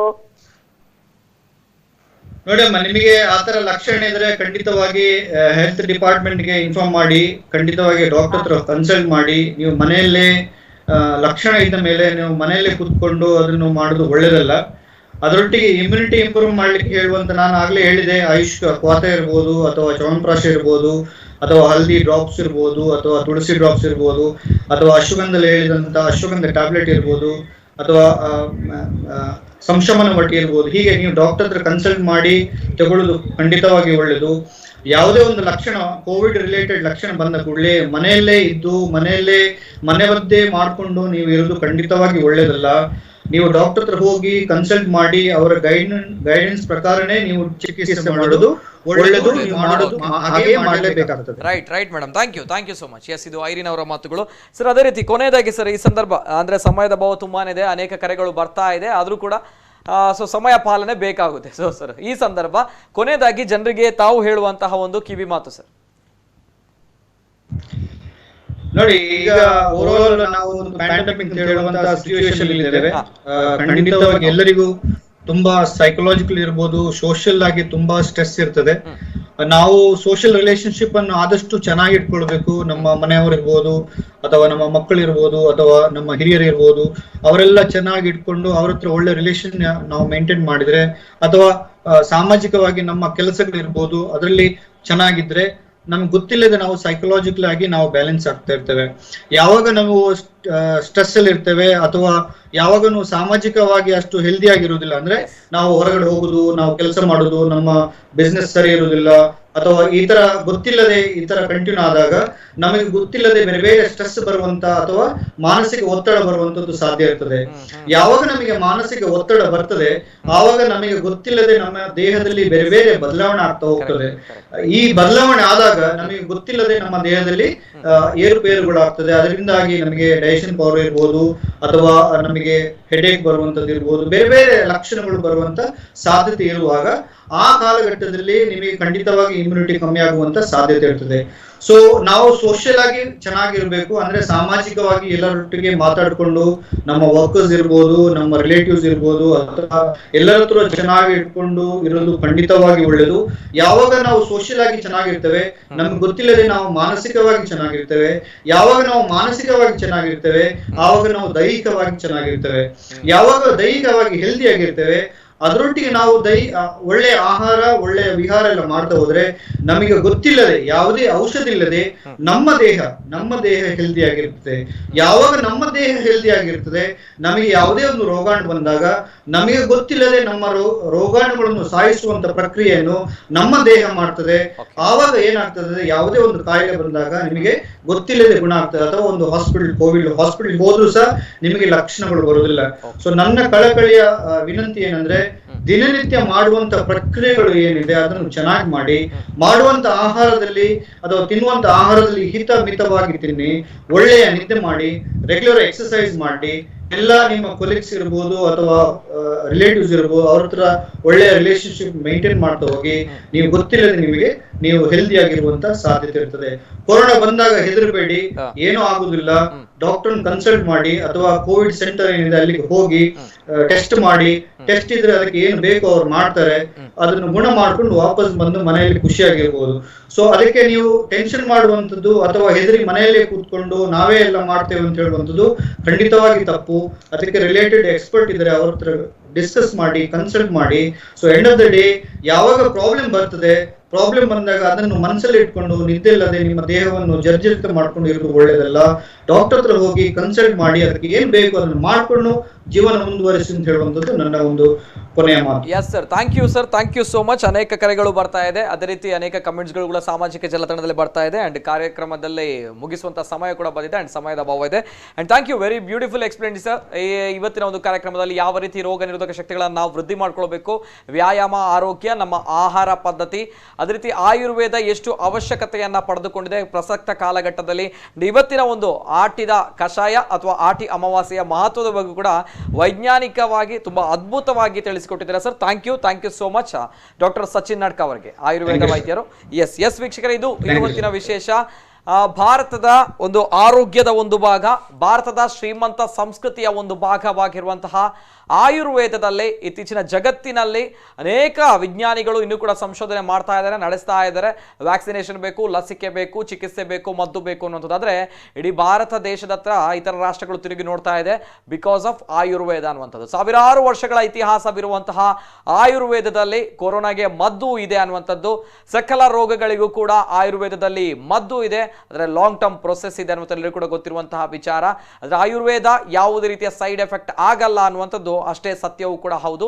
ಅದೇ ರೀತಿ ಇವತ್ತು ತುಳುನಾಡಿನಲ್ಲಿ ಆಟಿ ಅಮಾವಾಸ್ಯೆ ಅನ್ನುವಂಥದ್ದು, ಆಟಿಯ ಕಷಾಯ ಕುಡಿತೇವೆ, ಇದು ಎಷ್ಟು ಮಹತ್ವವನ್ನು ಪಡೆದುಕೊಂಡಿದೆ.